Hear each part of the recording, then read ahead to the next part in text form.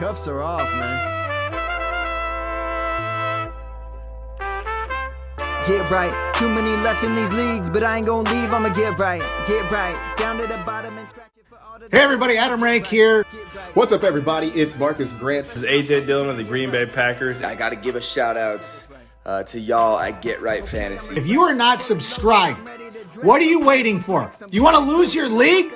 Our league. Check out the Get Right Fantasy Network. You got to get right with the Get Right Fantasy Network. And best of luck with your podcast. Appreciate the support. You're tuned in to watch my boys at Get Right Fantasy Network.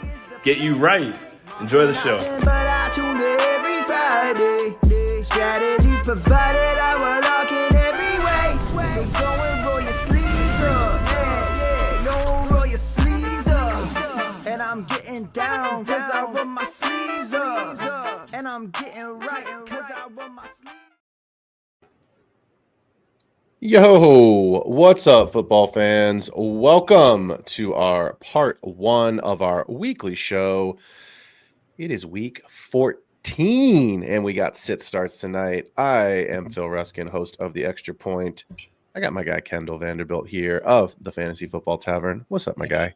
Hey, man! Glad to be doing another show with you, man. It's been some time, not since the off season that we've really had a chance to tear up a show by ourselves. Our boy Mike has a fancy dinner tonight, so cheers, pinkies out for the boy, and Phil's gonna come hang out and tear it up with me a little bit tonight. Looking forward to it. Yeah, happy birthday, Mike. Hope you are well. It's 9:00 on the East Coast, so hope you are well into the middle of a bottle of whiskey by now, if not the bottom of a bottle of whiskey, and nice steaks and potatoes, the sides, all the fixing. I don't know. That's how I like to do my birthday. At this point, it's like birthdays are kind of birthdays, but like, give me a nice bottle of whiskey, give me a good solid steak, maybe a little dessert, and that's all you really need. So flying out for your birthday. That's what I just decided. Come on out, man. Come on out. You're a Chicago guy, I can see you're like a Gibson's guy, for your birthday, Anywhere with a cart that comes around, and they're like, I don't need no menu. I want the cart.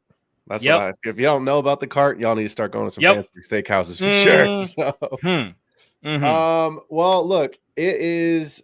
I can't believe I'm saying this. It is either the penultimate week or this is it before the fantasy football playoffs start, which is like mind-blowing. I just wrote an article up actually for one of my main dynasty leagues last week where I literally was writing out playoff scenarios of like, this is who's in, this is what you need to have happen for your team to get in, this is who's eliminated. And I know it's 14 weeks, but like, doesn't it just feel like we were doing like best ball breakdowns and like all these different shows this summer for dynasty rookie drafts? And here we are. Playoff football is upon us. It is wild. But we're going to get all of you ready for what is hopefully a nice big playoff push. And hopefully you are not middle of the pack or bottom of the pack. But let's get you ready and, as we would say, get you right for the week. Kendall, you want to talk about last night's game for a couple minutes, or what are your thoughts? So I watched I'm a massive Bears fan. Everybody in here knows that. So this is like a battle of the NFC North actual Titans, over here. Me and my Bears, we're just kicking it back, trying to learn a thing or two, how to play football the right way. But yeah, when the NFC North is having a battle, oh my goodness, I was so locked in. Like I had to like hold myself back because I didn't want to drink too much. I wanted to get the notebook out, and I wanted to like. I was basically saying, Ben Johnson, please just consider the head coaching position with us. All right. Yeah. He passed his audition, man. He was so good. Yeah. I think he's going to be on the short list. I think Bobby Slowick's going to be on the short list. And there'll be Belichick too. There's some other guys, of course, but like, I think with the players that are in Chicago offensively should grow and develop, right? Rome should get better. Caleb should get better, but I just want to see an offensive mind come in there. And look, I get it. It is what it is. But you got to learn how to call timeout, man. I don't care who's under center. You're the fucking head coach. Call timeout from the sideline and figure it out later. So I do want to ask you a question because so I had Love last night. I had Goff last night. I had Amon-Ra. I mean, like everybody had, right? All the guys that you have, you're going, right? 7-3 or whatever it was early on, you're kind of like, I don't know. And then all of a sudden, boom, second half just explodes. Are you concerned with Jaden Reed's goose egg? And more importantly than the goose egg, just the lack of involvement? So we had this discussion a couple weeks back. I'm going to victory lap just a little bit because this was several weeks ago, but I said, Philly, I don't know, man. We got this Dynasty show tonight. I'm just thinking it's time to sell Jaden Reed because he's had enough bang games where he was already a first rounder. Maybe you can get a little extra sauce on top of that first rounder, and I think you're going to want to sell because I just don't see this archetype of player with this many mouths just ending up as the guy. And even if he is the guy, he's not even going to be the guy. And then I didn't necessarily predict that they would become just this crazy run-heavy team, but I thought it was a possibility that when you have that many mouths, look, you just might not end up the guy, and you don't know how it's going to shake out, right? And so that's why I wanted to sell him. And yeah, I was kind of expecting it.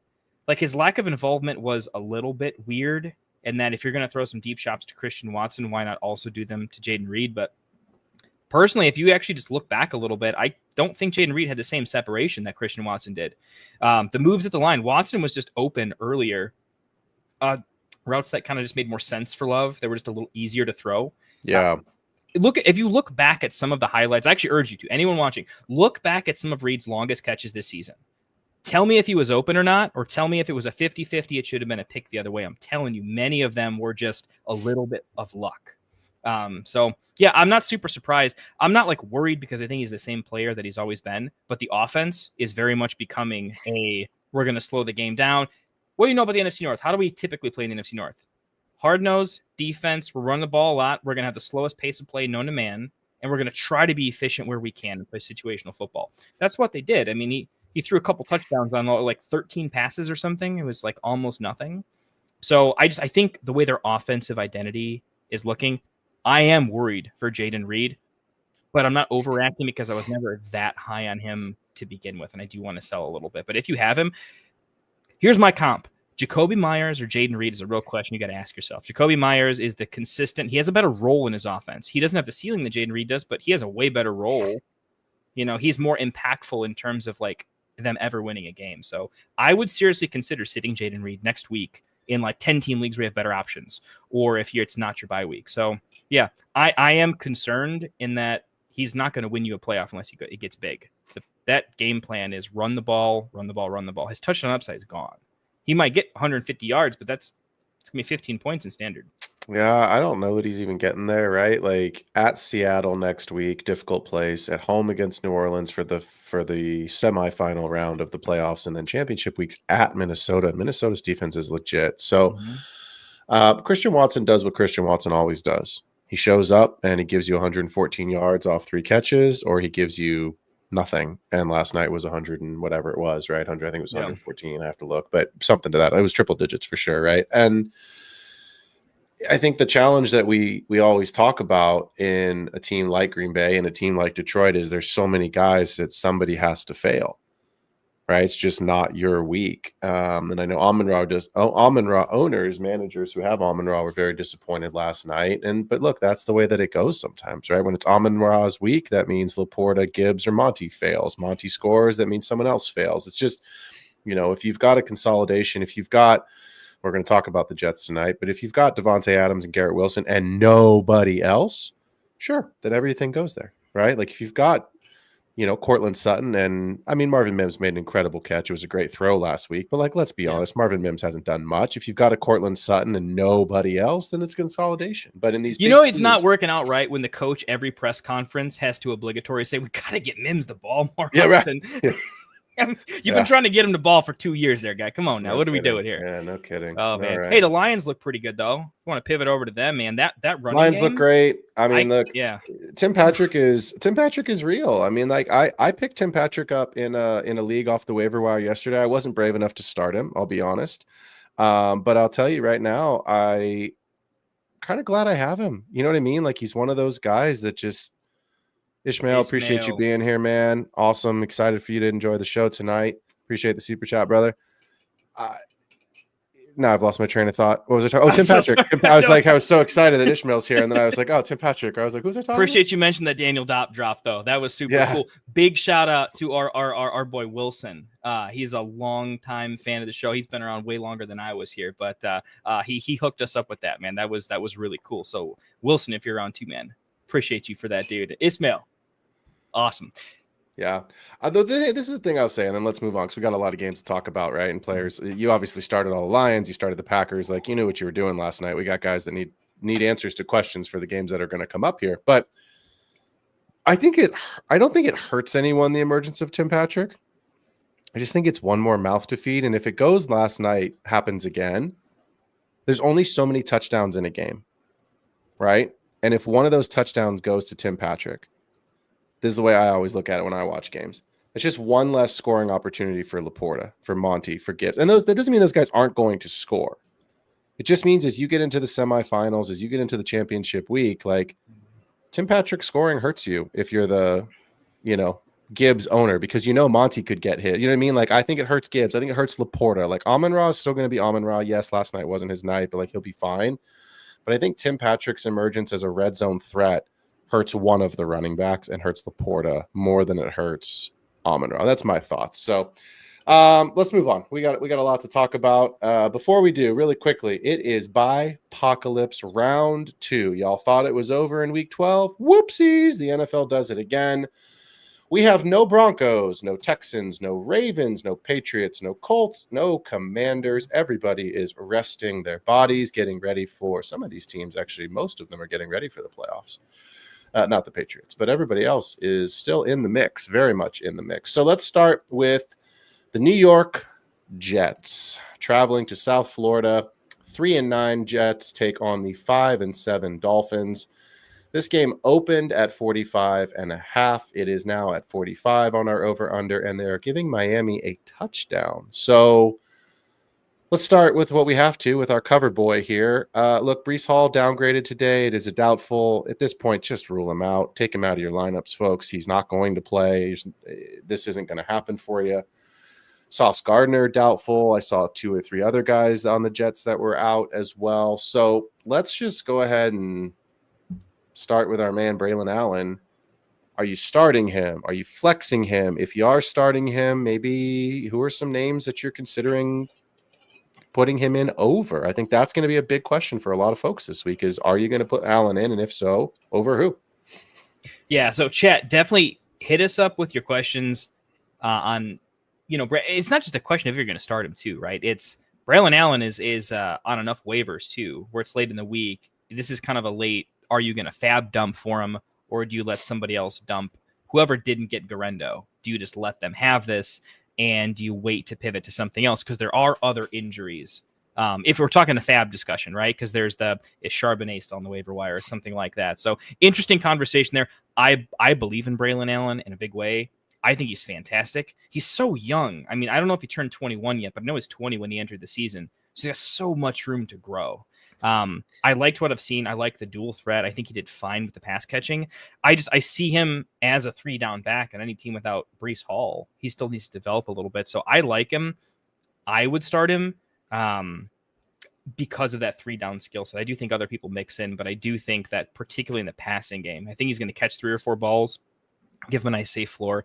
I like him quite a bit. I'm going to start him over all of I don't know they might have a role, but they're not a good prospect, right? Amir Abdullah is kind of an example. Like, no one really wanted to start him, but you had to. I don't think he's an amazing football player. If I heard that he was getting the start, and I think there's some more healthy players. I think Zamir White's out, but like that's an example of who's starting for that team. If you knew who was starting for the Raiders at running back, I would still take Braylon Allen over it because I think he's more talented. So I do like him. I am starting him. Let me ask you a couple names here because I think this is what people are going to be asking themselves. You ready? Hit me. Gus Edwards on the road at Kansas City against that defense, or Braylon Allen on the road? Braylon Allen. Gus can't catch a ball. Okay. Nick Chubb, touchdown dependent, very touchdown dependent. Nick Chubb against the Steelers. All right, so we're getting higher in the spot here. Jalen Warren, pass catcher, but kind of murky backfield with Najee there. 45% snap share. Give me Braylon, who's going to hit 70. Okay. Chuba, who had been good, and then all of a sudden last week, and Brooks didn't do much, but apparently neither did Chuba. So does that change this week? I don't know yet. I would go Chuba out of pedigree there. Okay. Chuba's like, dude, I've seen Chuba put up 20 points in good and bad matchups. I know Brooks is coming, but I've seen it. That one is actually pretty close, to be honest, but I've seen Chuba do it. And then this gonna one, go with Chuba there. and this is the last one I'll ask you. This one to me seems very clear cut. I know we were talking about it today in the group text, but if KW3 is out and Charbonnet is the starter, Oh, Charbonnet any chance I can get you to change your question? Ismail's coming at it with the fire.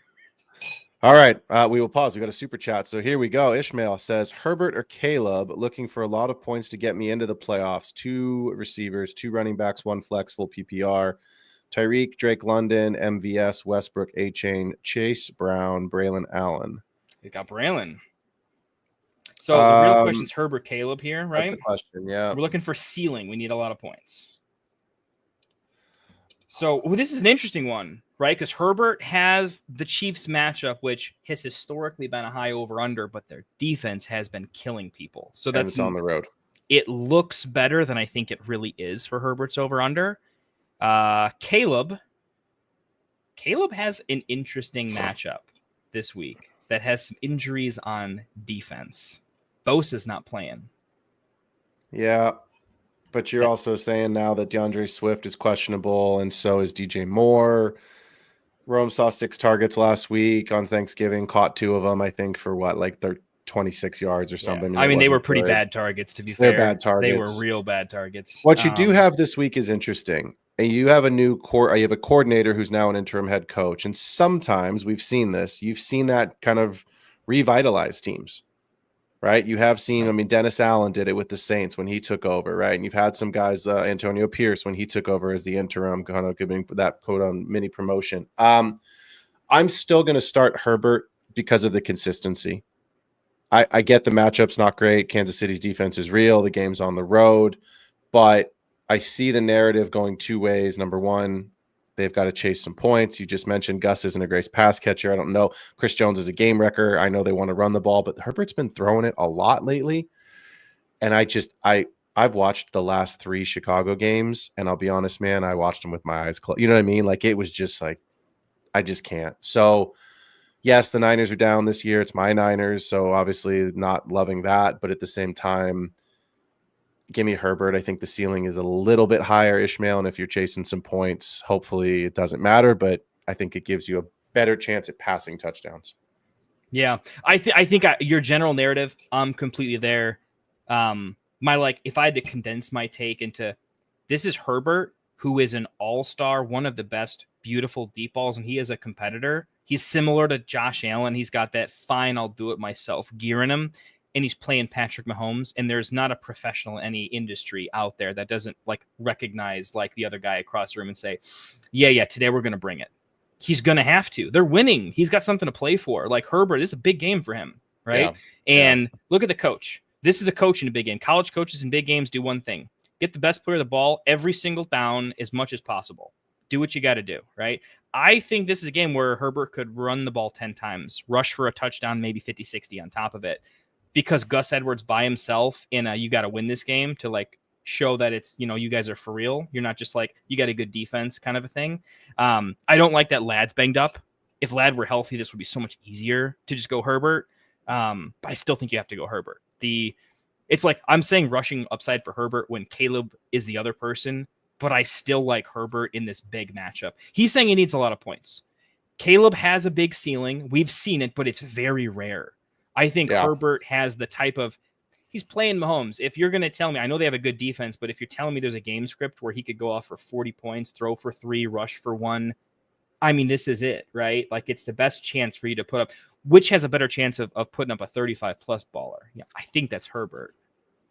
So, well, the game script is going to be that there'll be some wacky penalty on 4th down when the Chiefs are, up 2 points and they're trying to get a field goal somehow to win the game, the Chargers, and then they'll get some sort of a 60-yard, your left shoe was untied, 60-yard penalty, and now the Chiefs win. So, yeah. Sorry to all the Chiefs fan out there, but y'all know it's true. So, all right.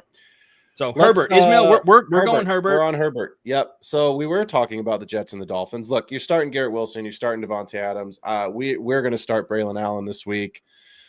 You're starting Achane. You're starting Tyreek Hill. You're starting Jonnu. Are we starting Jalen Waddle?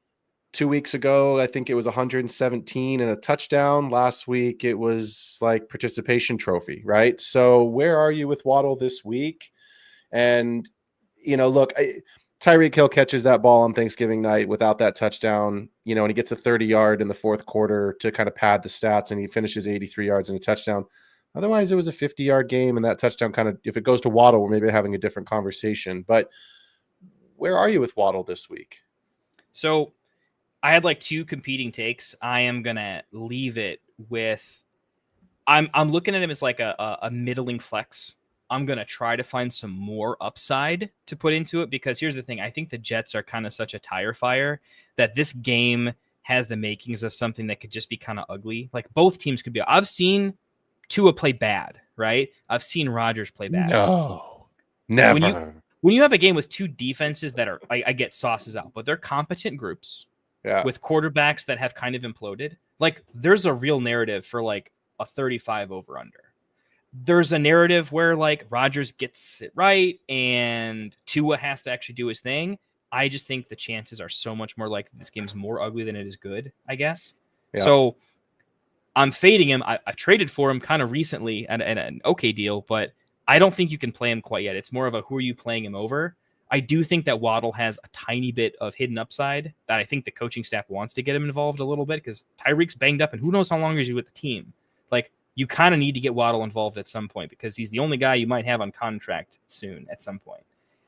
You got to figure it out. I have Waddle at 36 this week. Yeah, I got him at 38 this week. So like right there on the cusp of that wide receiver 3. And I think to be fair, most leagues are going with 3 wide receivers. And if not, you have a flex. So he's clearly in flex worthy. I think the question isn't necessarily is he flex worthy. I think the question for me is like, are you going to get a ceiling Waddle game with no sauce? Or are you going to get a floor Waddle game with no sauce? Because the floor game could be 3 points, could be 1 point. We've seen that. The ceiling game could be 17 to 20 points, right? And so I think the question for me is, like you were just kind of alluding to, is how does this game go? Because you're right. We've seen the Jets throw some touchdowns and Rodgers kind of start hot, and whether they win the game or not is irrelevant. But I do think it's interesting the fact that we're talking about somebody whose floor, like a Jalen Waddle, whose floor should be 10 points. Right, 8 to 10 points. Yeah, and we're talking about right, and we're talking about this dude could get you 2. So I would still flex him, and I'm on the side that this game is actually going to be because people are banged up. I think there's points in this game. You think the defenses don't care? Because that's I think the weird thing care. I don't think it's the middle. I think it's either really ugly or the opposite, where it's like it's a touchdown every play because no one cares, and that those games can become fireworks shows. I'm kind of with you on it. I think it's one or the other. I think this game hits the over, not by much.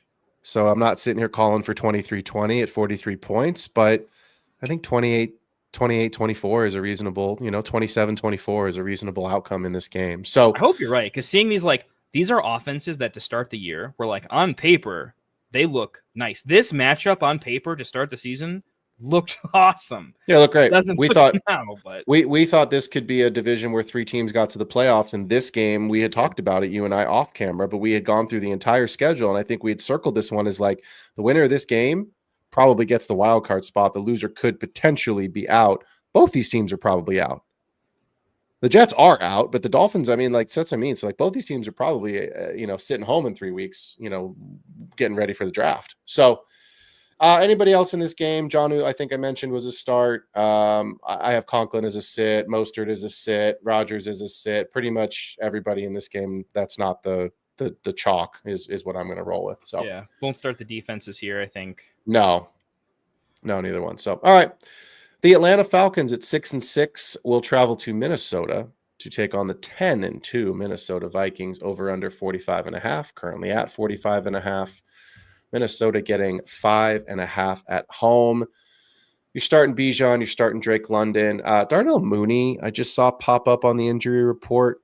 So just something to monitor. I don't think he's going to miss, but just something to keep an eye on here as we get into Saturday practice. I feel like we talk every time I do a game, whether it's me and you or me and Rosta, every time we do an Atlanta game, it's the same question. It's just rinse and repeat.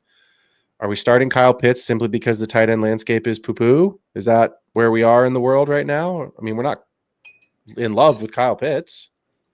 I mean, I think yes and no. I guess this is the way I play fantasy football. At least I'm at tight end in particular.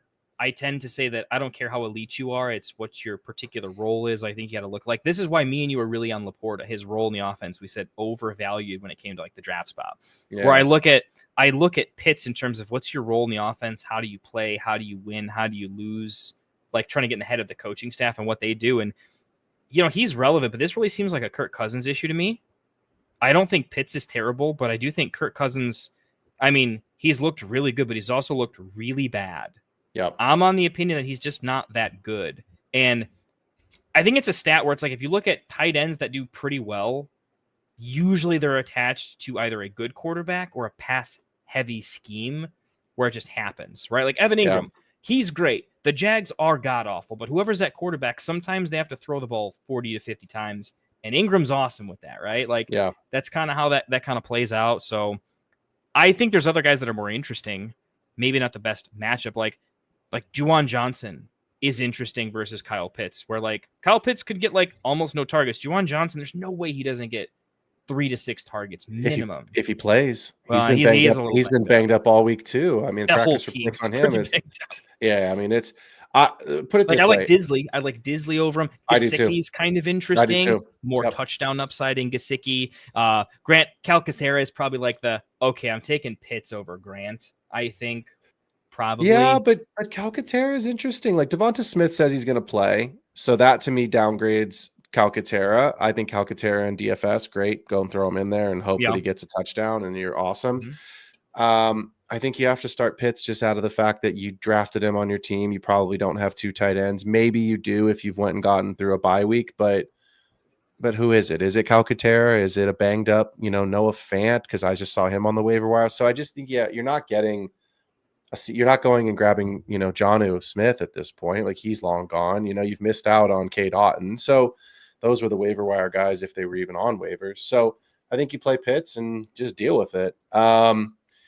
I don't think there's anyone else on Atlanta that I want to talk about that's even worth it, right? It's just the one thing I will say is Kirk Cousins. I have him as a sit this week. He's a super sit for me. I have never really bought in. That game was crazy for him, but he hasn't looked good since.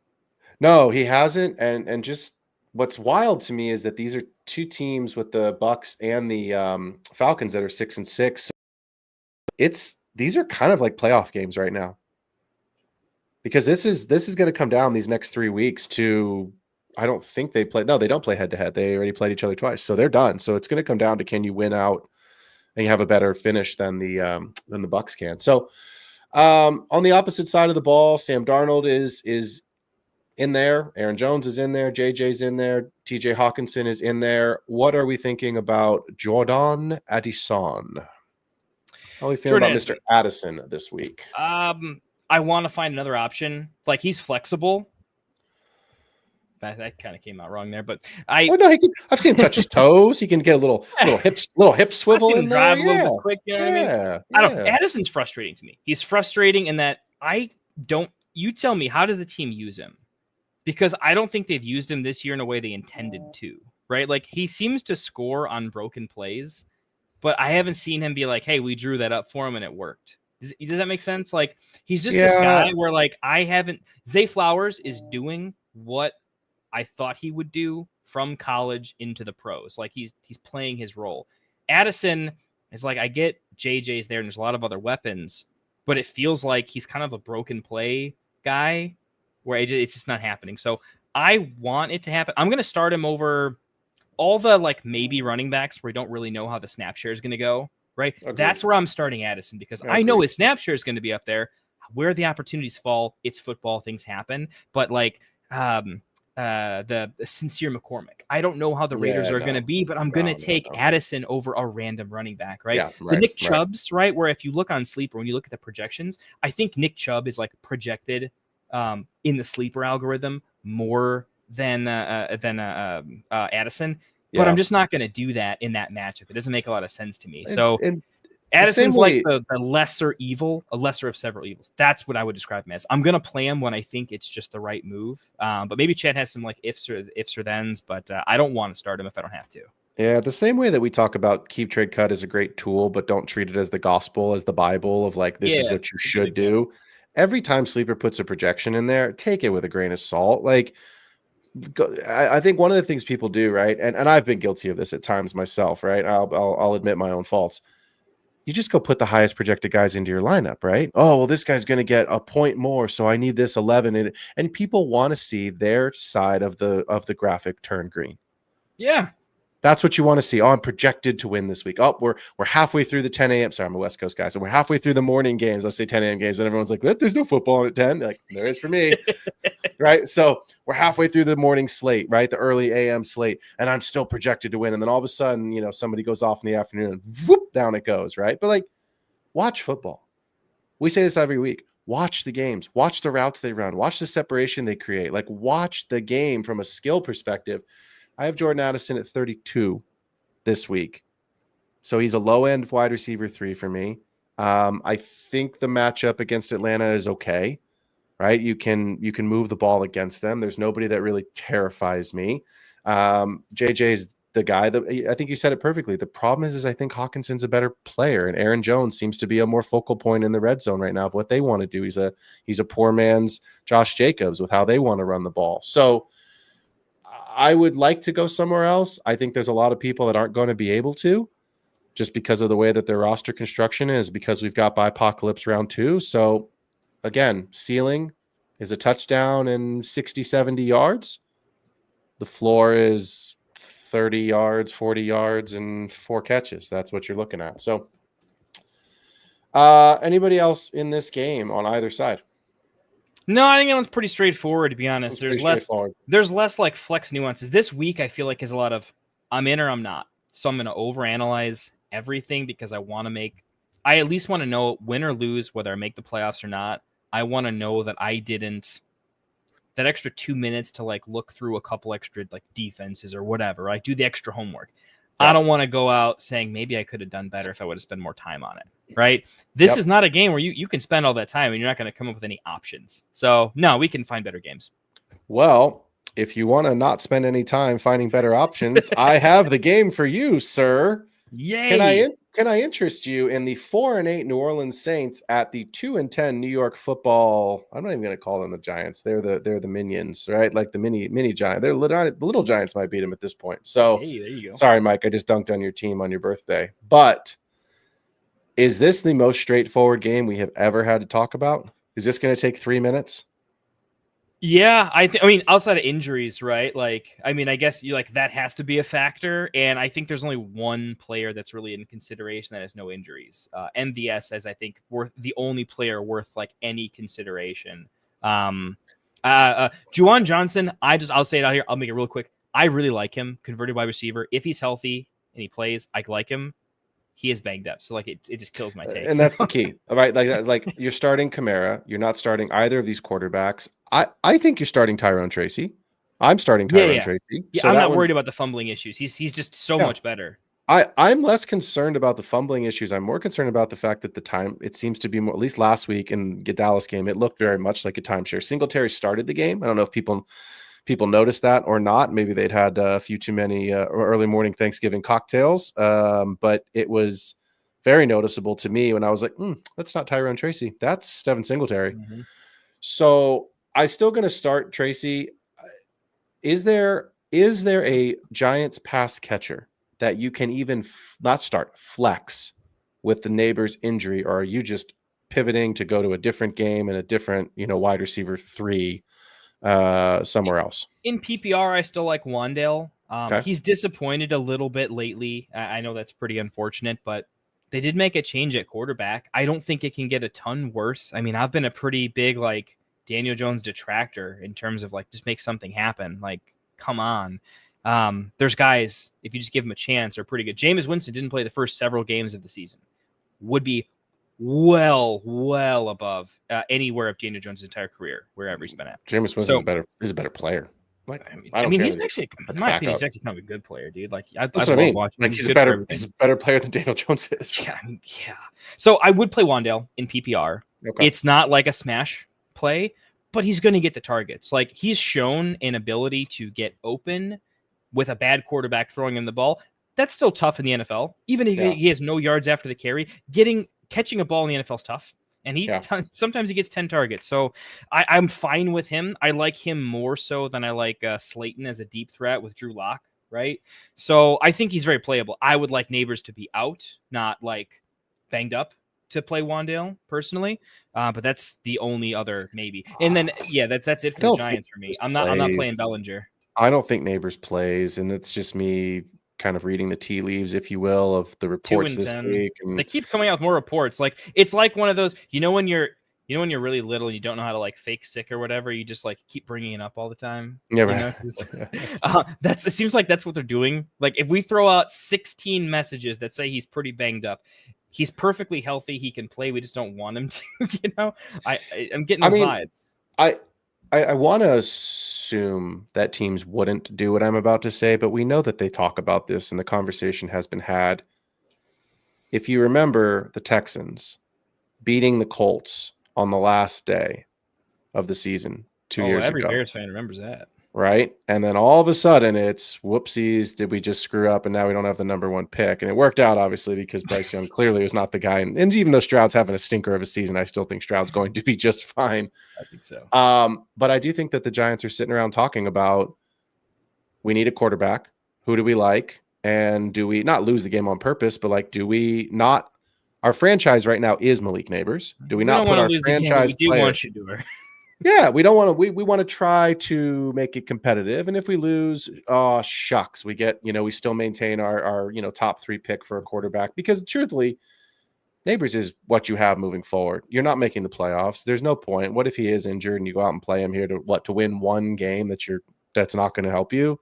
I don't think Neighbors plays. So again, Coach Prime might have called him and said, "Hey, listen, you need to take a chill pill, okay?" Yeah, Coach Prime probably said, "You know what? When I'm the head coach of this team next year, I need you to be available for me when I call on you." So very real possibility. All right, I don't want to talk about this anymore because these teams suck and it's just awful. I'm with you. Only thing I'll say is MVS is an interesting. Like I hate the MVS play, but he has a real shot at 102 touchdowns on 3 targets. If you are getting crushed because Henry and Lamar are on bye, you know what I mean, and you're just like, I'm starting Drew Lock because that's all I have. Yeah, I would roll with MVS because you need a 20 bagger and 10's not going to do it. I would roll with him. That's the only scenario I would do it though. Well, if you have Lamar Jackson and Anthony Richardson in a single quarterback league, like somebody that I know does, and you have to start Drew Lock, well, it's not going to be pretty, but I forgot that was you. Drew Lock is going to get me more points than a 0. Oh, I shouldn't say that. He should get me more points than 0 points. It just may not be a lot more points than 0. But let's move on. The Carolina Panthers at 3-9 are. I don't know what to think of the Panthers right now.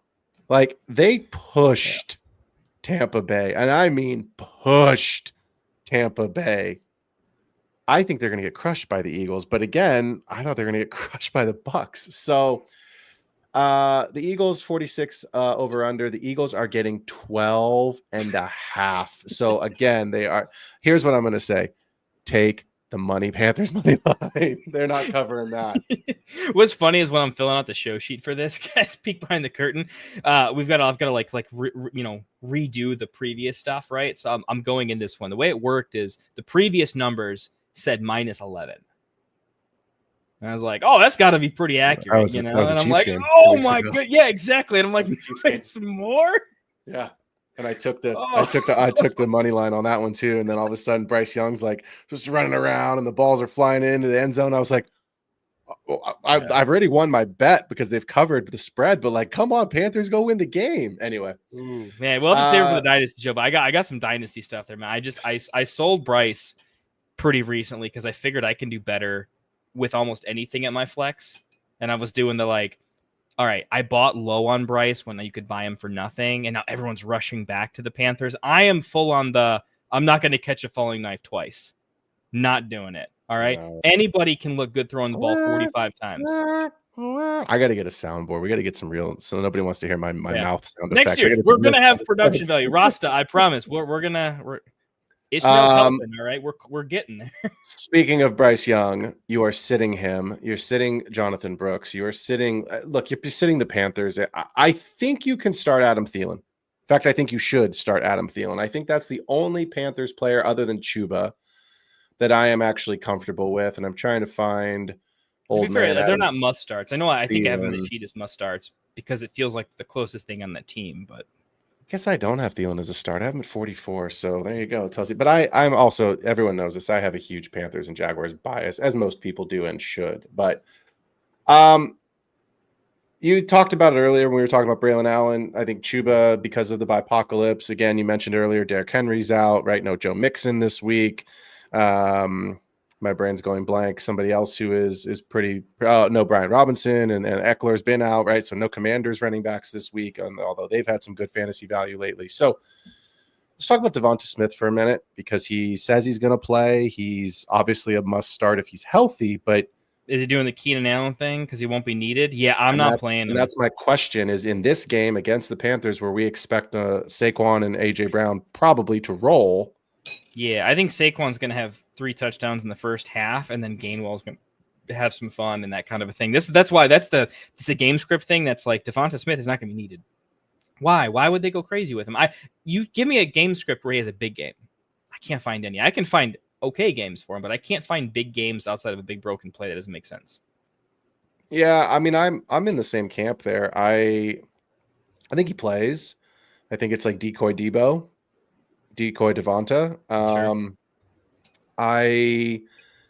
Or it's like a scrimmage for them, like they know they're winning this game. They're gonna, yeah, and that's, I think when you have Saquon, and this is actually kind of why I like Calcaterra this week, because even though Devonta Smith says he's going to play and he's going to be out there, like, what's his snap percentage? And you're right, like if it's 21-3 at the end of the first half, 21-7, like what's the point? They can get through the second half just fine without him. Even if he plays, he may play 50-60%. There's a good chance Hurts doesn't play the fourth quarter. You know what I mean? Maybe it's possible. It's possible, but the reality is I think this one again is pretty straightforward. If you want to start Thielen, I mean, because of the bipocalypse, you might have to. If you want starting Chuba, I think you should, but you're starting Hurts, you're starting Saquon, AJB, and then pick your poison. If you have, Devonta Smith or one of these ambiguous running backs, I might take the running back just for touchdown upside, because again, this isn't a great matchup, and we know that the Eagles can win without Smith. And if Smith was healthy, we wouldn't be having this conversation. Yeah. But not being healthy in a bad matchup at home, that makes a huge difference when you're playing at home, because the Philly crowd is wild. So Devonta Smith is somebody that, of course, has upside, but I think you need to take a look at your roster and, he's a must start where he's a must start, but he's not a must start for everybody. Yeah. Like I would play Thielen over him. Okay. Talking about the same game. And I'm not saying I love the Panthers or Thielen. The take here is pretty simple. One, Thielen made a very nice catch. He still got it. He doesn't have the athleticism to do it on every play all over the field, but he's always had a nose for the red zone, and honestly diving catches in the red zone. But like at a minimum, similar to the running back case you just made, Thielen has incredible red zone upside. He is the target in the red zone, and they're going to be trailing. Honestly, they should just spot the Eagles some points so that they can truly feel how the game's going to be from the get-go. Just really get them into it. And situational football in practice, the coach is out there like, okay, guys, it's 14-0, and we're on the 36-yard. They better be a no huddle in the warm-ups, man. So I think Thielen has a good chance at volume considerably, and I think Bryce is. If I'm a halfway decent coach, I know that we just need to get Bryce in rhythm to some extent, and I think Thielen's a get in rhythm guy because he can catch anything. He's a savvy route runner. I see him as being the guy that they're going to use him to help Bryce get through the rest of the season. I think he's going to be the guy to do it. Yeah, he's just. I mean, Canales is if he's smart, and he's worrying about next season. What does next season look like? And Bryce is going to be there. So, yeah, get him some easy throws, get Thielen established. Let me ask you this question before we move on, because we talked about him earlier. Jordan Addison or Devonta Smith? I got to look at my rankings. I have them very close, which is why this is the first time you've had me consult my rankings today. I have them 2 spots apart, which is why I asked the question. I have Addison at 32 and Smith at 34. And Smith would not be that low if he was healthy. It's obviously an injury. I just looked at him. I have Addison 31, Devonta Smith 32. There you go. All right. They're literally back to back. But that's what people It could be says considering this Addison. week. It says Addison, but honestly, I haven't updated my rankings since full practice and full healthy. So Yeah. I got to be honest. I'm probably playing Devonta Smith over Jordan Addison because I Jordan would too. Addison's. If they both have a good game, Devonta Smith is going to smoke him, and Correct. if they both have a bad game, they both have a bad game. Who cares? So I'm just Right. going to take the situation where if it goes well, it matters. Well, and look, the last point before we move on, as I'll say, is this. We just said it. If it's 21-3 at halftime and the game's over, does Devonta Smith play in the second half? Maybe not, or maybe he just plays limited snaps. But what if he scores one of those touchdowns in the first half? That's the caveat. Then you're more than happy, man. Saquon gets 2, and Devonta Smith gets 1, right? AJ Brown gets 1, Smith gets 1. You know what I mean? Like, it's a combination. We know how that can go, but if Smith gets 1, that's his week, and that's all you need. So, in your flex spot. The Cleveland Browns, I don't know what to make of them Cleveland Browns, will be balling out in a Hard Knocks featured presentation. 3-9, traveling to Pittsburgh, 9-3. They won 2 weeks ago at home in the snow. It was a wild game. First half was great, normal football game. Second half, I literally, as most of you did, when the field goal was kicked, went, I don't know if it's good. Can't see the fucking ball. It was so crazy snow. So a rematch here. I think the Steelers opened at 43.5. They are 44 over under. They're getting 6.5 points. I think the Steelers win this game. Bad blood rematch. But now you're playing for seed. Big time seeding in the playoffs here. So this is a really important game and a revenge game at home.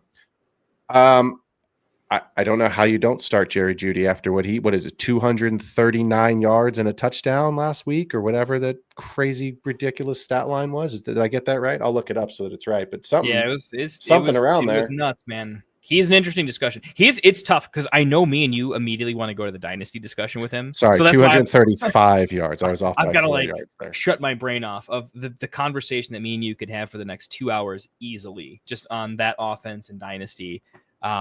Yeah, Judy, lighten him up, and Njoku, baby. Yeah, and Njoku's in there as well. Fully back. What do you think about Mr. Soundbite himself, who never gave a bad pump-up speech? Where do you have Jameis Winston this week? I'm playing him. You are playing him. So here's my thing. The biggest take I'm going to give, and you can do it literally anything else because this game, it's got some nuance to it, I guess, a little bit. But here's my thing. I have had, personally, across many, many leagues, I have a lot of week 14 quarterback buys because I have a decent amount of Lamar.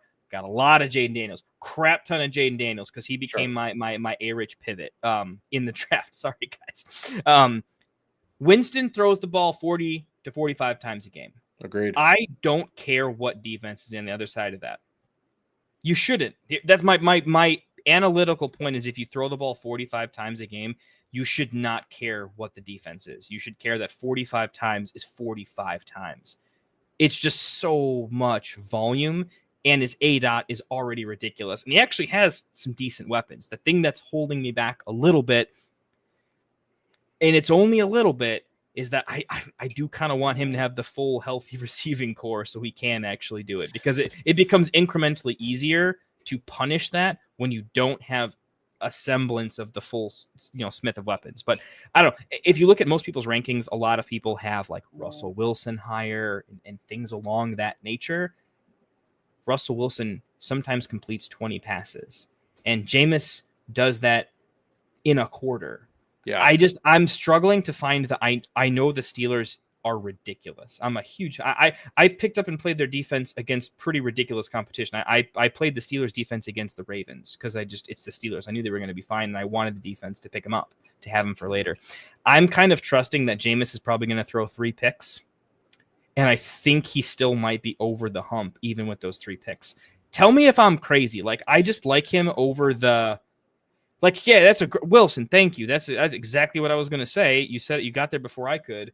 Him or Caleb Williams type of thing. If you have to be on a fringe situation there, I'm going to lean towards the guy that plus matchup, negative matchup in swim trunks in Hawaii. He's going to throw the ball 45 times.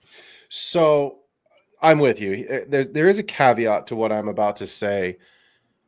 I have Winston at 14, so I don't have him as a must start in single quarterback leagues. But I can easily make the case that Winston is going, here's the guys I have above him, is going to be better this week than Herbert, Purdy, Russ, and Tua. That's the exact. Yes, It's that core of guys. And I would throw Caleb Williams into that same core of guys. Now, I have those other guys ranked higher because of matchup, because of scheme. The caveat 2.0 point that I'll make is this is the North, right? This is the AFC North. We know what these games look like. They can be very low scoring defensive scrum fest. And the Steelers defenses, you just talked about them, is real, right? TJ Watt, game wrecker. Hayward, game wrecker. Minka Fitzpatrick, cover corner. Does that impact Judy? So like there are things working in the Steelers' favor at home, coming off the loss to the Browns 2 weeks ago, the bye week for the Ravens, a chance to really get a grip on this division. I could see Jameis Winston easily throwing the ball 45 times, 3 touchdowns, 300 yards, and 3 picks. 100%. I could also see him throwing it 22 times, 2 picks, 1 touch. You know what I mean? Like the like floor he could could have negative fantasy points at halftime. No, he won't have that. But it could be. I just think the floor ceiling argument that we talk about every week. The floor is more in play because of Pittsburgh, right? Because like Denver has Pat Surtain. Outside of that, like their defense is okay, but like that game was a track meet.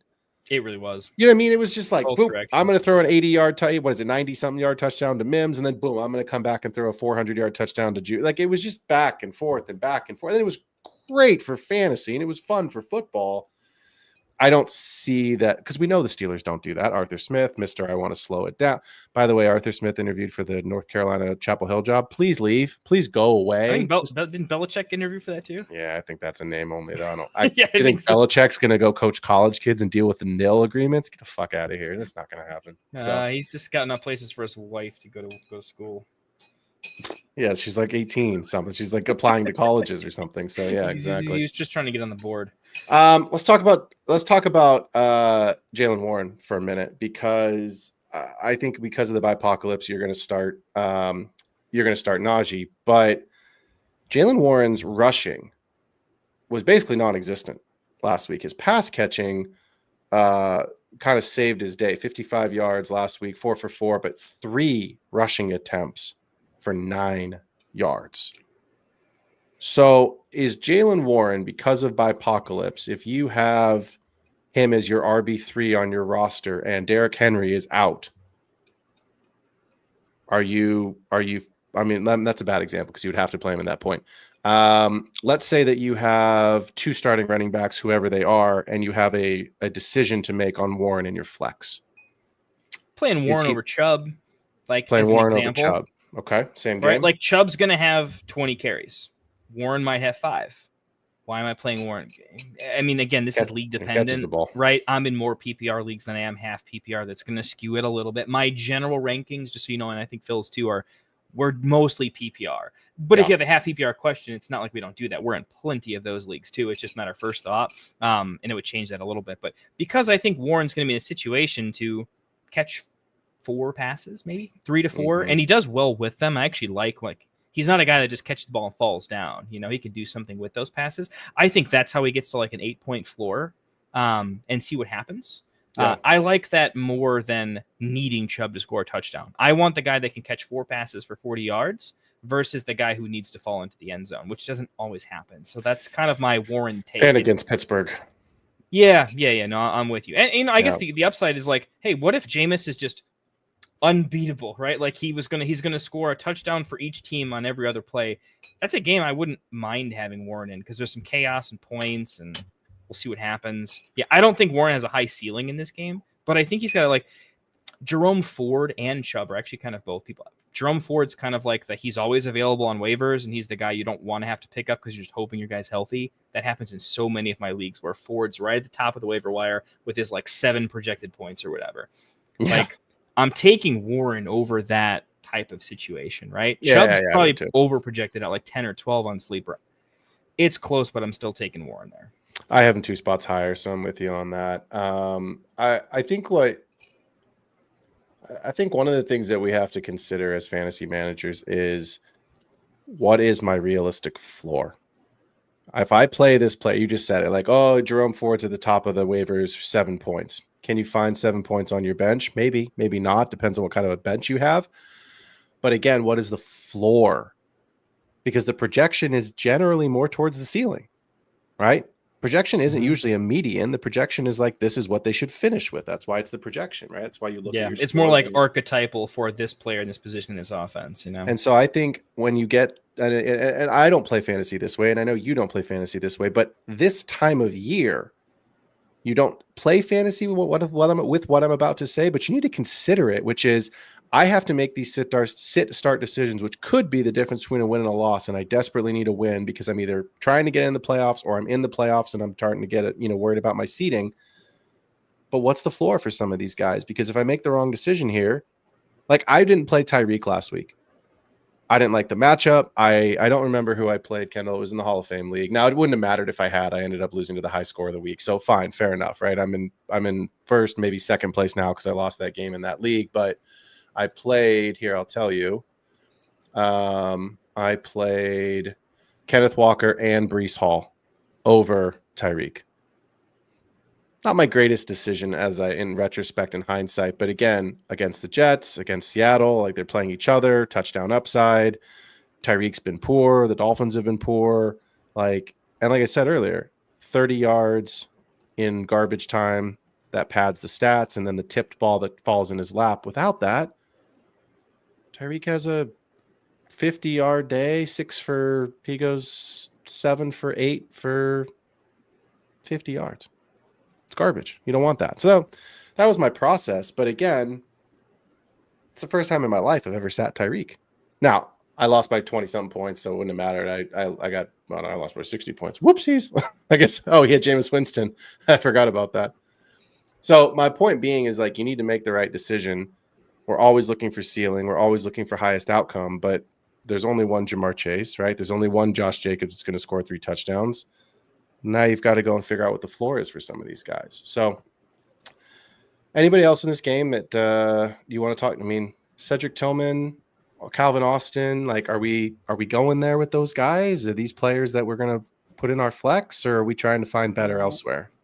No, I'm going to find better elsewhere. There's just some other better spots that I like for some more upside. I mean, Calvin Austin is one of those, is a decent spot, but Calvin Austin versus an MVS who's going to have more snap share, not banged up. They're both ugly, but it's a bipocalypse, but we got to figure it out, right? If we're playing the game the right way, we're thinking at least a little bit ahead of time. We don't have to get that ugly. There's going to be better options. I mean, if we're talking about flex options, there's tight ends that would rather play, that tend to fall into the end zone. So not going that far.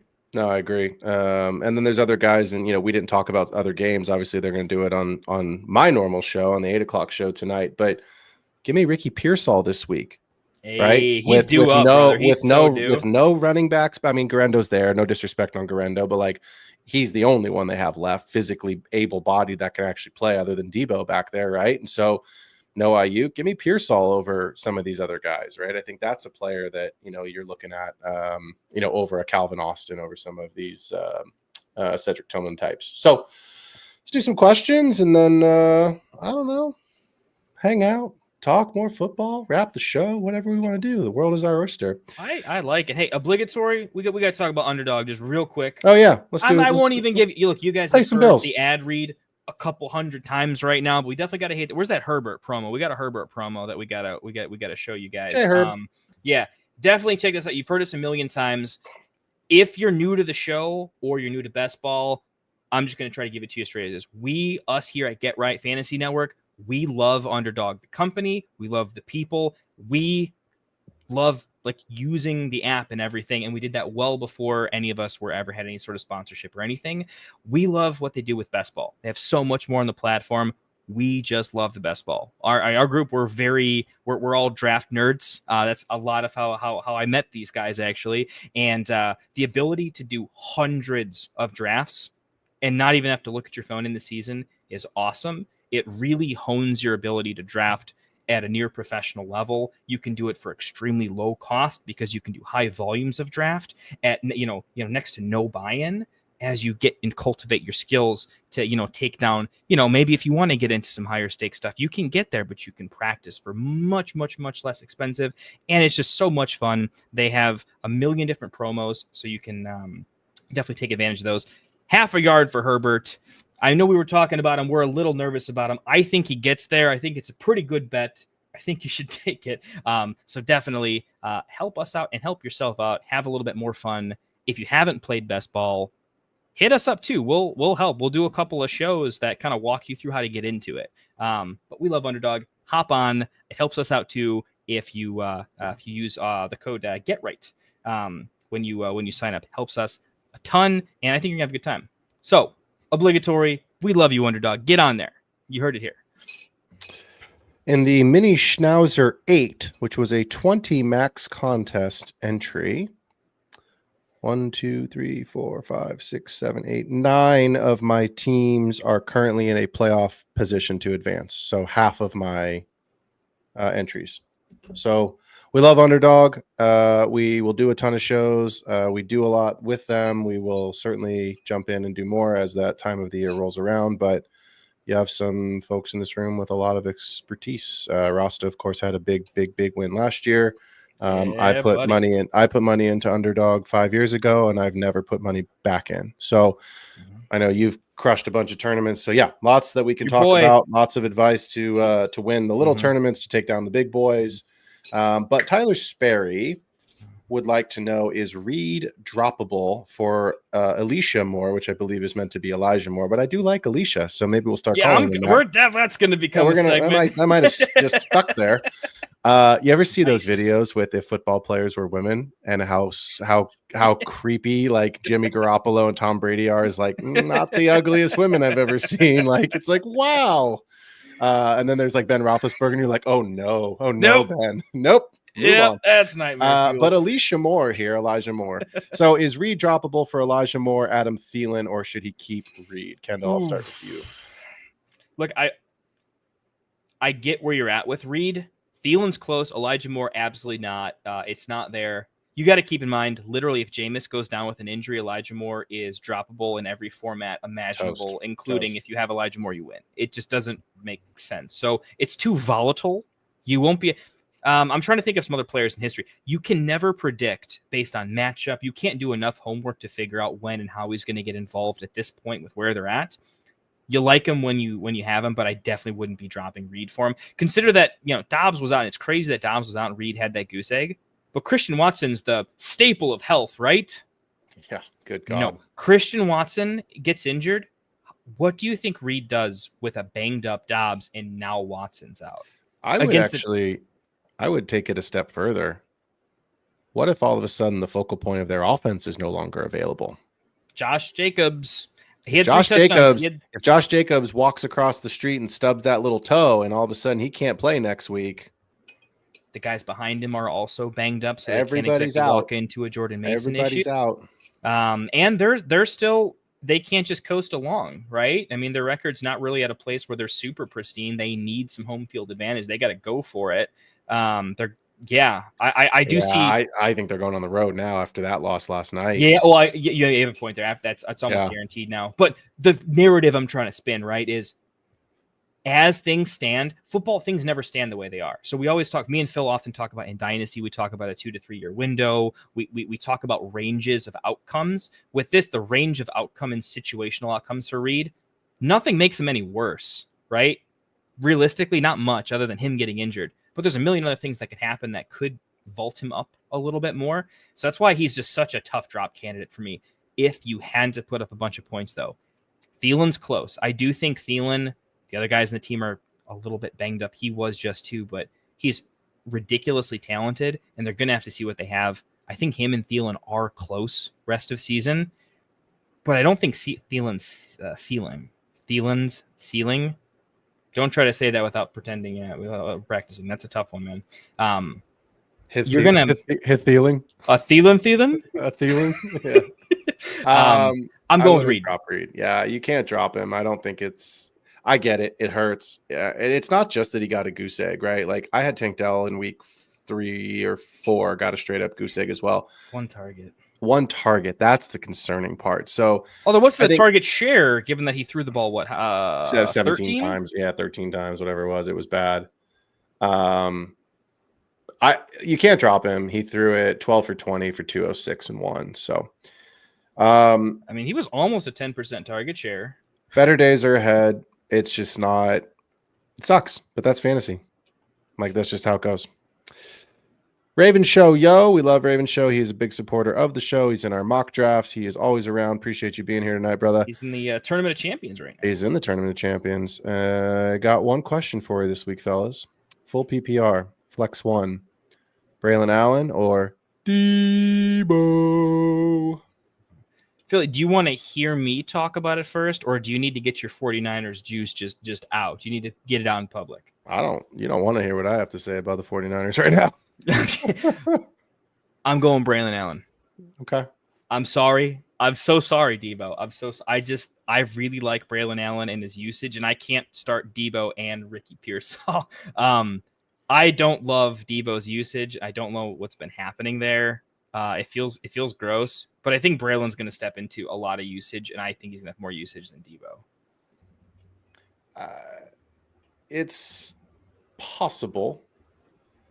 It's possible. Just checking my rankings. I have Debo at 30. It's close for me. I would play Debo because there's no running backs in San Francisco. I like Garendo. I've always liked Garendo. Kendall, you and I do a lot of Dynasty content. I was very, very high on Garendo coming out of school and the combine. I thought he was not a first round player, but like just one of those guys that I was like, don't let this kid hit the taxi squad. I'm sorry, like don't let him hit the waiver wire. Put him on your taxi squad, right? Like don't let him just sit there and then you forget about him and all of a sudden he has that run like he had at Seattle and then boom, everyone swoops. Like I did it. I went and looked and I was like, please tell me I took my own advice. And sure enough, there's a couple rosters where I was like, oh, there we go. Garendo on the taxi squad. But we know Debo can get the ball in the backfield, right? We know Juszczyk can get the ball in the backfield. So Braylon Allen, yes, the usage is there, but like we've seen the Jets be bad. Real bad. And we talked about this game earlier where we said, like, I said it, like, I think there's going to be points in this game. But again, I could be very wrong. And you took the stance of like, what if it's just ugly? What if it just stinks? Like, what if this game is 7-3 at halftime? And it could be 7-3 at halftime. It could be 6-3, right? So I know Debo's been bad. And I am putting aside my bias and my homer of the Niners. If one of the other running backs was available, I would take Allen. But Kyle Shanahan, this is a must-win game because the Niners are the NFC West has quickly gone from the best division in football to a garbage. It's the NFC South and the NFC West that are just poo-poo right now. So this is still a realistic possibility for the Niners to get into the playoffs. Someone has to win this division. So games at home, I think you're going to see. I get it. The Bears defense is good, but I think you're going to see Shanahan try to scheme some stuff for Debo in the red zone. It's close, but I would play Debo in this one. And it's full his PPR. ability to maybe rush for a touchdown in the red zone it's worth considering when I really look at the implied, like what's his projection in the offensive total. Yeah. I just never really had Debo as a big part of their like offensive touchdown projection because Kittle all of a sudden took up such a big chunk of the pie. Everything. And that kind of took out a lot of the pieces. And then Juwan Jennings kind of doing his thing there. So yeah, I mean, look, there's ways that it can go wrong, right? But there's ways that it can go wrong for every player every week. You know what I mean? Like no one is matchup. I mean, maybe not Derrick Henry, but hard to answer that too, right? It's because we're answering a question based on we don't really know. Is Brees like? It's doubtful he's probably out, but what exactly happens? What do they say? Yeah, it's close. Right? I guess I'm lightly leaning Braylon, but mostly because I'm also higher on Braylon Allen in the prospect. Like when I scouted him to draft him, I think probably the highest on him that I know. He was kind of a flag plant for me, so it makes more sense for me to be in on him than most other people. But I'm also saying I'm playing him not because of any like statistical analysis. I'm saying I think the talent's there, but we haven't really seen it yet. I need him to catch 4 passes for this to be a good take. So take that for a grain of salt. Yeah. I mean, this is by Apocalypse 2.0. People are literally making these kinds of decisions. So it's a good question. We appreciate that. George, George Play 01. Hey guys, need help? I'm going to start 2 wide receivers, standard league, non PPR. All right. So we're looking at touchdowns here. The battle of the initials: JSN, MHJ, DJ, Nuke, Waddle, Westbrook, or Amari Cooper. Well, one of these is real easy for me right now. Should be pretty easy for you right now, given that it's a standard league, and this man apparently can just do nothing except catch touchdowns. So, yeah, I was gonna say I had like 2 that were I think kind of easy for. They're throwing 1 out there. I know what one you're talking about now. Clearly, I have 2 that are pretty easy for me though, and I have my first third. I think we're both clearly in on Westbrook Akina. yeah, Just I mean, in a standard league, like that's your best chance to get a touchdown. If this was PPR, half PPR, we're not talking. It's a different answer to the question. Yeah, but no, in a standard league, that is elite. Stay hot. You just gotta hope elite. you gotta hope you stay hot. So I'm gonna play Westbrook Akine. The second one is more difficult for me, and this is why I'm kind of lingering here. Yeah, I have a sense where I want to go. 3. DJ Moore's out for me. He's a little banged up. It's not. It's between D Hop, MHJ, and JSN. Mm-hmm. That's where I'm at. JSN is probably a lock for me because DK might not play. Correct. He's got a lot going on there. That's where I go the Cardinals D has been amazing, but so is JSN, especially when DK doesn't play. He just gets, again, this non-PPR, but his yardage has also been there, which helps. He's been getting these 25-yard bombs better in standard. So JSN's my second in. You'd have to find a good argument for D-Hop and MHJ over one of those 2, and I can't find it just yet. Yeah, I'm with you. I would take Westbrook Akine and JSN, especially if DK doesn't play. If DK does play, you could talk me into Marv because he is the guy, but like I probably still play JSN. Yeah, I mean it's weird because like Hopkins, is D Hop like Marv but in a better offense? Like yeah, but again, it's like Patrick Mahomes hasn't been good. Like that offense, like sure, Hopkins has a couple touchdowns over the last couple weeks, but like back, so that goes back. Kareem Hunt's still mixing in. Kelsey's been better lately as far as like target. So it's like it's yeah. I mean it's. And the Chiefs defense is what's winning them games. The Chiefs aren't going out. They're not the 45, 50 point scorers they were when they had Tyreek and a younger Kelsey and all these. It's just not happening for them. So, all right. Here we go. Starting Will Dissly over Kyle Pitts. Kirko and Pitts have no chemistry. Yep, good with that. They really do. Does Pitts have chemistry with anybody though? Can maybe somebody in his mom? Maybe he's a nice gentleman boy and text his mother after the game. Hey, we won today. We lost today. Call you for Sunday dinner. I don't know. Maybe that's it. Maybe he needs to have more family sit down gatherings with the coaching staff. What was it? Russell? It was Russell and Bible study, right? That's how he knew what tight end he was going to throw a touchdown. Yeah, rested Bible study, and Cooper Kupp and Matt Stafford have breakfast together every day, and. Yeah, man, there's little things here and there. Look, I mean, he went to the University of Florida. He lives in Atlanta now. Like his parents can't be that far away. Maybe they need like a good home cooked Sunday, like a good pasta feed or something. Monday night dinner, Saturday night dinner, something like that after the game. So him and Elisha Moore need to work on that. Alicia Moore. Alicia Moore. Yeah. Alicia. I forget who said that in chat, but you're now a legend, man. It's Alicia Moore for me. That's great. Forever. Yep, for sure. Perry W would like to know, would you guys consider starting Winston over Hurts in week 15, given the matchup? I know it's a week 14 video. Spicy question. Well, yeah, that's fun. Let's go check this whole week 15 out, because that is either the first round of the playoffs or the last week of the regular season, depending on your league size. So week 15 NFL schedule says the Browns and the Chiefs and the Eagles and the Steelers. Oh, shit. Steel City. Where's it at? How is that game not flexed to Sunday night? Packers Seahawks is Sunday night. Wait, there's 2 Monday night games next week? Is it the double Monday? Wait, hold on. Did you know this?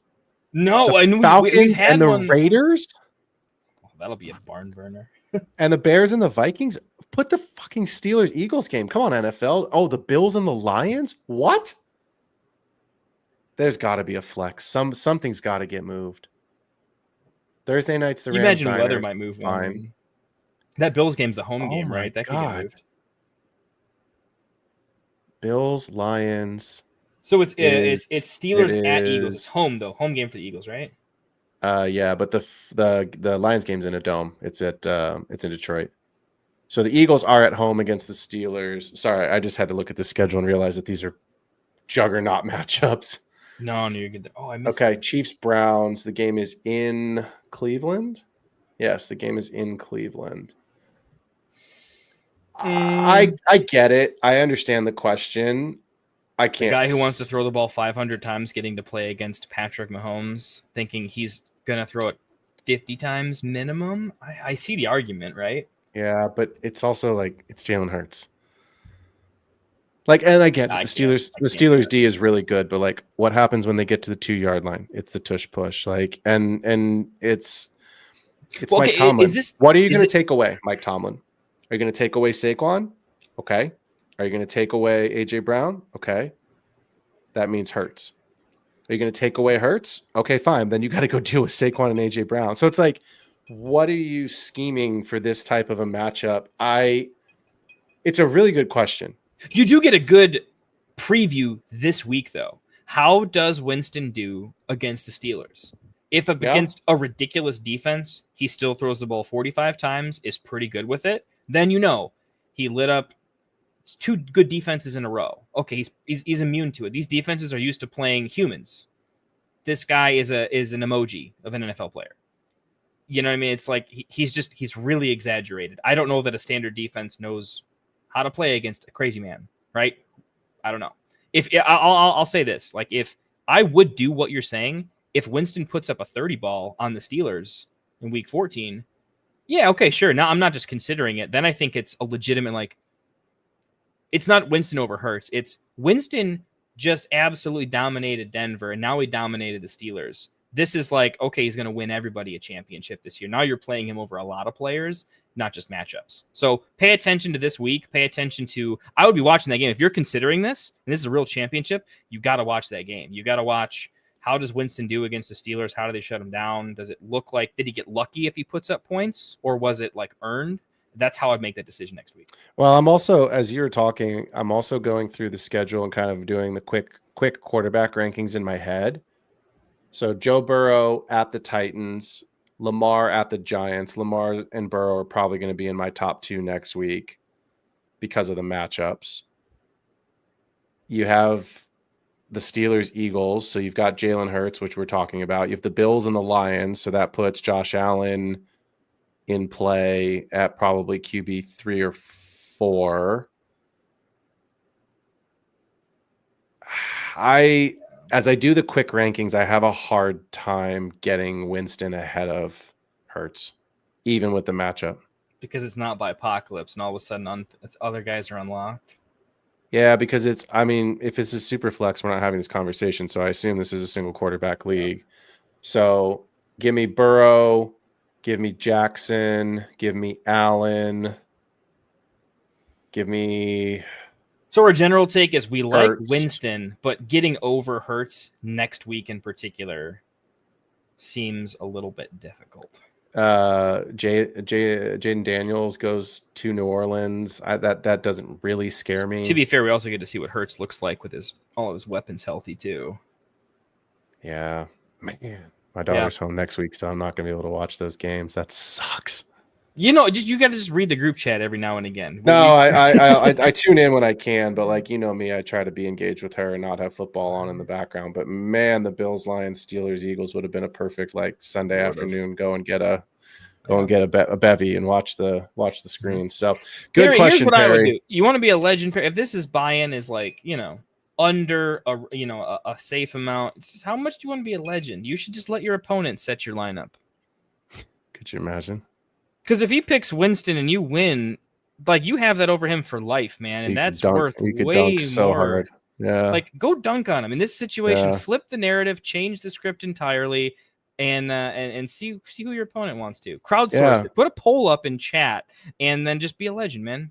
What you really should do is you should trade Lamar Jackson onto you should trade CJ Stroud off of your team and get Lamar Jackson onto your team. That's really what you should do, if I'm being honest. That's the play. That's the play. I don't know how that's working out for my opponent, but it's working out pretty well for me. So I can't even tank because I gave up my first round pick. I know, and I think I have your pick in that league too. Actually, I'm such a weird spot where I'm tanking, and it does me no good other than I want to ruin hopes and dreams. I am the fantasy reaper in that league, and I'm going to hurt some people.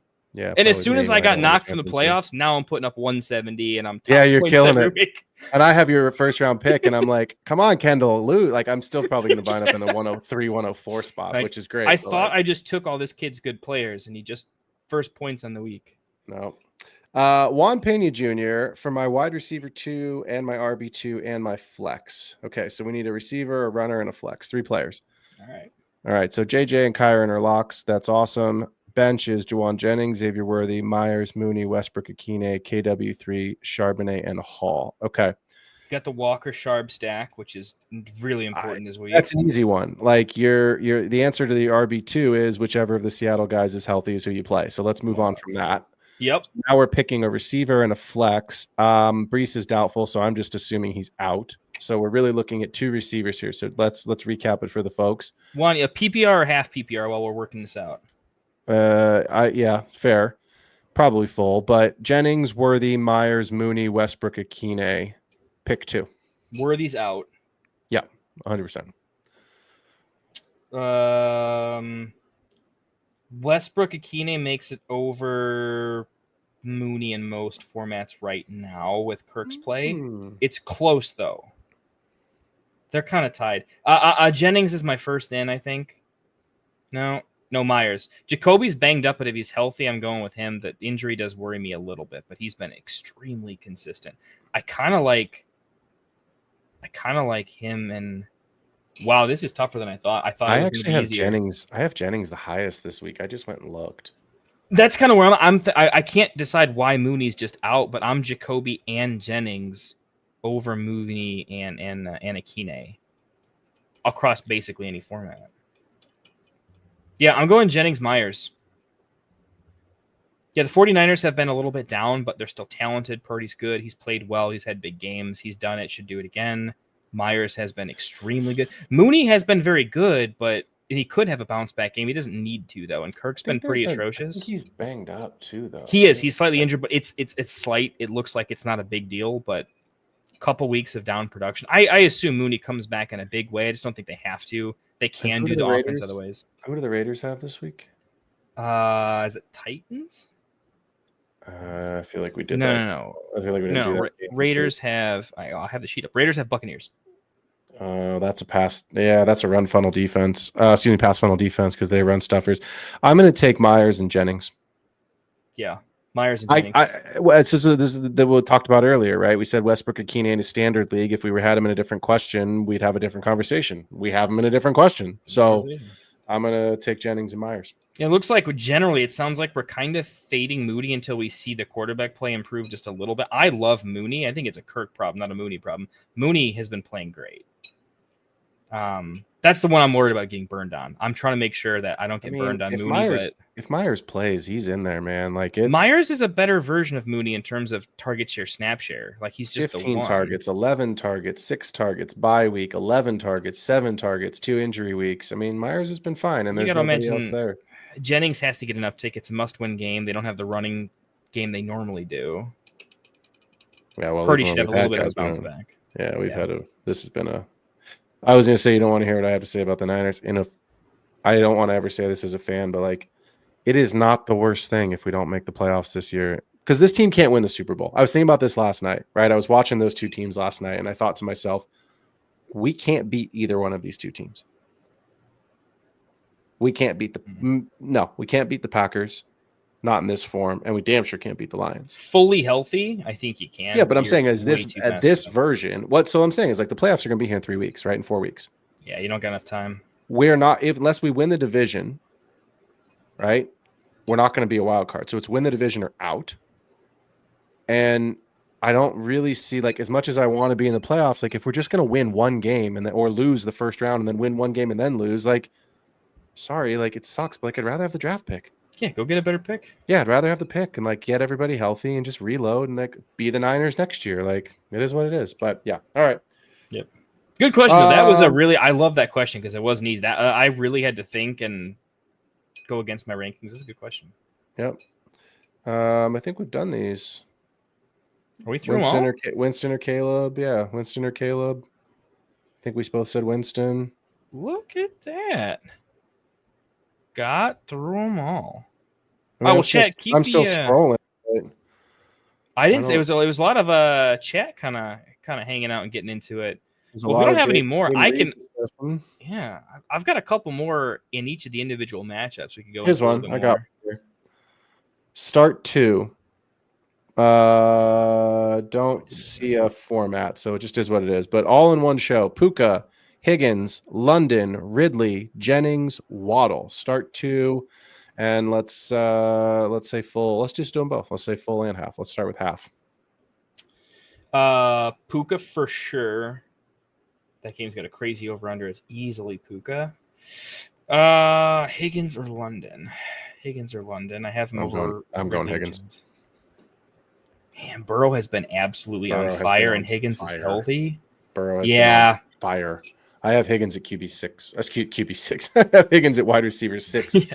I have Puka at 7. I have London at 9, and Cooper Kupp at 10. I know Kupp wasn't a part of the question. But from Lions, my God, my brain right now. The Rams, that's the team I was thinking of as I'm looking at Amon-Ra right here. T. Higgins at 6. T. Higgins is the no-brainer for me. Yeah. He looked good last week, too. That was a nice, hey, you're back. This is good. Yeah. Puka and Higgins feel great about it, too. Solid team, man. You drafted a whole team there, bro. That's it. What you got? What you got for me, man?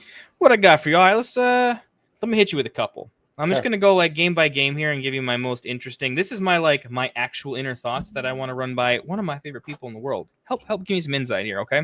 I'll do it. Packers wide receiver core next year. All right, not even rest. We'll start with rest of season because this is a redraft show. So let's actually address that. But give me 30 seconds on next year. But redraft their wide receivers, rest of season. How do you see it playing out? Who do you want to own? And who do you actually want to see in your lineup at some point? Is it any of them?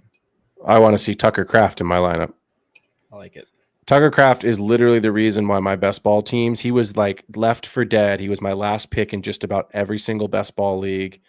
And he has catapulted me in the leagues where I have the Burrow Chase stack, right? In the leagues where I have, Lamar and Henry, those kinds of players, the ceiling guys that I drafted early. Tucker Kraft is on all of those rosters where I am currently projected to make the playoffs in best ball. The answer to your question, who do I want this season, rest of season? The problem is the same today in week 14 as it was in week 1. It's the same. We're still having the same conversation about the Packers today that we were having all preseason, which is who's going to emerge. And the answer is Josh Jacobs has become the player that we said it could go two ways. Yeah, the answer was a different question. Right? Yes, yeah. But my point is we said Josh Jacobs is going to do one of two things. He's either going to prove that he was the guy that he was 2 years ago in Oakland and is deserving of the contract, and the drafting of Marshawn Lloyd is just a secondary, backup running back, and Jacobs is going to be there, or Jacobs is going to lose his job, and Marshawn Lloyd or insert player here is going to be the starting running back for the Packers next year. That question's been answered. Josh Jacobs is the guy. We said, is it going to be? I brought that up to preface it to say this. We thought it could be Jaden Reed. We thought it could be Romeo Doubs. We thought it could be Dontavian Wicks. It should, if Rasta was here, he would tell you it should, on paper, based off athleticism and talent alone, be Christian Watson. But it's the same story with Christian Watson. What is his availability? Christian Watson is a rich man's Gabe Davis. That's funny. Right? We always say, he's a poor man's this guy. It's a poor man's this guy. He's a rich man's Gabe Davis. He's a better player than Davis, but he does the same crap Davis does. Yeah. He's going to get you, what was his line last night? 114 and whatever. He lost a fumble or something, huh? Christian Watson last night was 4 for 7, 114. Yeah. The 7 targets was pretty big. I think was huge. Yeah, the way I was going with it is I think there's a narrative where Watson can get his 1 status back because he was always supposed to be the 1, but he's had so much in the way. I keep asking myself, in this weird game script where Reed had 1 target, I can't unsee that Reed had 1. Yeah. Watson had 7. Yep. He 7x'd him. Like, Yep. I know that coaches can get carried away and get into the game, and so can quarterbacks, but there is no way nobody that does this professionally doesn't be like, I don't even remember if Reed's playing in this game, and I've been throwing the ball to Watson on basically every down. Yeah. 7 targets on 13 passes. He had a 50% target share. Well, and so like, to me, that's the answer to the question. Rest of season, he gives you the highest ceiling. It's the most volatility. Because I had to do I pick up him or Westbrook Akine? I'm stashing for upside. I don't start either. It's what's the upside? Because I'm like, ooh, I would take Westbrook. I would take Westbrook. I was gonna go now. Westbrook, but I was like, he doesn't ever make my lineup, even with what he's doing right now. Does Christian Watson make your lineup?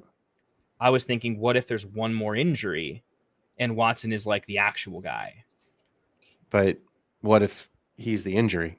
Because that's where the probability tells us could happen, is that he's the guy that gets injured. So I would say rest of season, Watson is the player in Green Bay that I want to own simply because he gives you the highest ceiling. You saw his ceiling performance last night, and that was without a touchdown. Or like keeper leagues. I'm like, how do I get Watson on my team? Because I think Sure. he's got room to improve next year. Sure, because if you've got a keeper league where you drafted him in the 13th round, and then, you know, everyone's got different keeper league rules, but if he cost you a 10th round, 11th rounder the next year, like, sure, that's a free guy, right? It's a Kind free of one player. of those savvy things there. So that's what I would do rest of season. Going forward, long term in Dynasty, I would still take Jaden Reed. Yes, Okay. 1 target sucks, and that just sucks, man. Like, it's so hard to watch a guy who you drafted early, you had high hopes for, give you literally 0. Not because of it. Like, we've all had 0s on our lineup because someone gets injured early in a game, right? Like, T. Higgins got me 2 0s last year because he only played 4 snaps before he got. Aaron Rodgers got a season of 0s. You know, like, things happen. But to see a guy flat out just not be involved, it sucks. But I do think long term, he's still going to be the player that I want to own if I have to own a Green Bay wide receiver, assuming they don't draft, you know, or trade for somebody. As of today, I would still take Jaden Reed.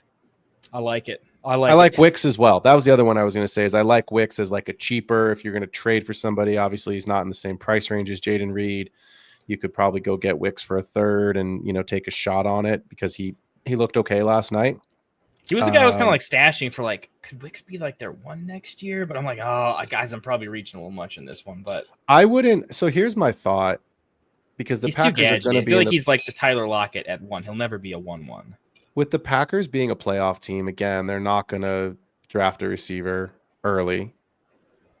I wouldn't be shocked if the Packers went and traded for somebody as a receiver to bring in as a true alpha, because I don't see them making the Super Bowl this season.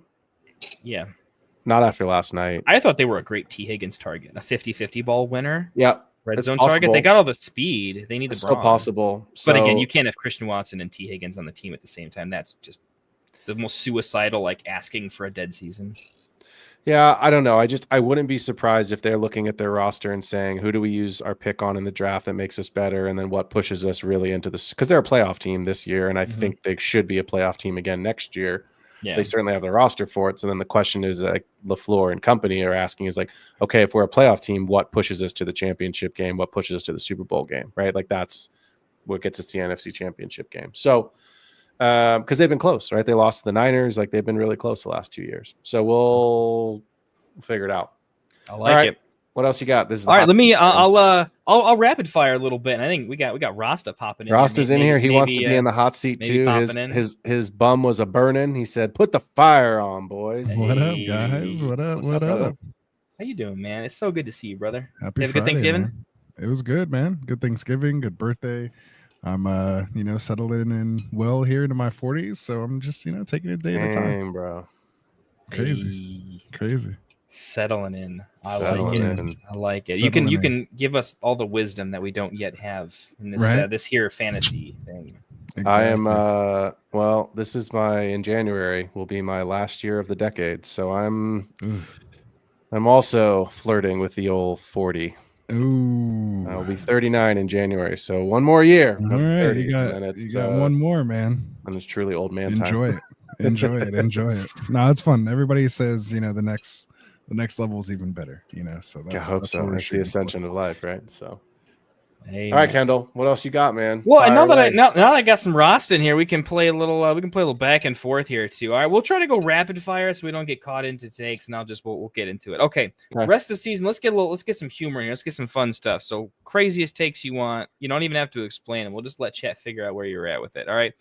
Rest of season. This team pisses me off. I'm really upset with the Jets. Most people are. Rest of season. Garrett Wilson or Devontae Adams. Who do you want to own? Wilson. Okay, scale 1 to 10. Okay, as a Wilson owner, how frustrated are you going to be at the end of the year? 9. 7. I like it. I say 9 because it's the same conversation we have had with that flat tier of receivers. We are drafting guys who are supposed to be wide receiver ones that have never been a wide receiver one that still continue not to be a wide receiver one. He was of that top of that second tier, I think. He was, but remember it was just a hodgepodge of everybody. So that's why I'm to me it's more a 7 because whether you drafted him in the mid early second or a late fourth. How it snakes around, if it was anywhere within those kind of 2 rounds, it really didn't matter. All those guys, I think, besides, we'll do our recap. He's wide receiver 7 in PPR. He's wide receiver 11.5. That's what I mean. It's not you're right. It's not still a wide receiver 1. That's this is why your first wide receiver pick, right? Correct. That's what you got. But this is why I go top 3. This is why I go receiver when I draft. Exactly. Because if he doesn't get there, and this is the season he does, that's great. But statistically, he has not done it, right? Drake London, all these guys, this is why I don't want to be taking Garrett Wilson as my wide receiver 1. I'd rather go take Amon-Ra or Chase and then come back on or if I'm in the back half of the round and I'll take, Puka, Cooper Kupp, and then come back around. That's where it was this year. So the answer to the question, you should have taken Chase was my wide receiver 1. Right. Yeah. Oh, that was okay. The So that was the pick. We still like Garrett there. To me, best value pick. Just since we're out there, best value pick this year to me was Demont. That was one of my favorite picks this year. I just feel like winner. We had him on. That's what I mean. He was on the show, I think. I think that show. By the way, can we clip cover. that entire show was all actual league winners, across the board. It was so good. Yeah, Rustin, can we get a raise for that? We missed one guy. We missed one player. And it pains me to say it. We missed on. You mean I missed on that one? We missed on Ferg. We hit on A-Rich? Yeah. No. Well, you flag planted hard. I mean, that was. I escaped. Told you, if they watched every I told show, you guys in the chat. I said no one has flag planted harder ever, except for Christopher Columbus when he discovered fucking America. Then you flag planted on Richardson. It was that episode. It was that episode that you said there. I'm like. Yeah. Guys, I got a confession to make. I didn't draft him anywhere because I couldn't do it. You were every college football team that had an upset last week, running to midfield with your Richardson flag to just smash it down, and then it was like right before the fine, though. Someone whispered in my ear, "There's a better option in the 9th round." It's a better option in the 12th round. Jaden Daniels, baby. Jaden Daniels, yeah. You got him in the 12. I had to take him. I got him in 12. You got him in the 12. I got him in 12. Yeah, because it's a single quarterback league, and all the guys took quarterbacks early in that league. Guys just go early, and then they start dealing.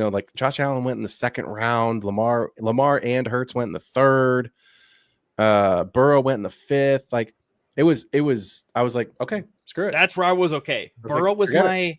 I can't let you fall past the 7th, Burrow. I can't physically do it, and it feels wrong, and it felt very Burrow wrong. and Lamar for me, very right.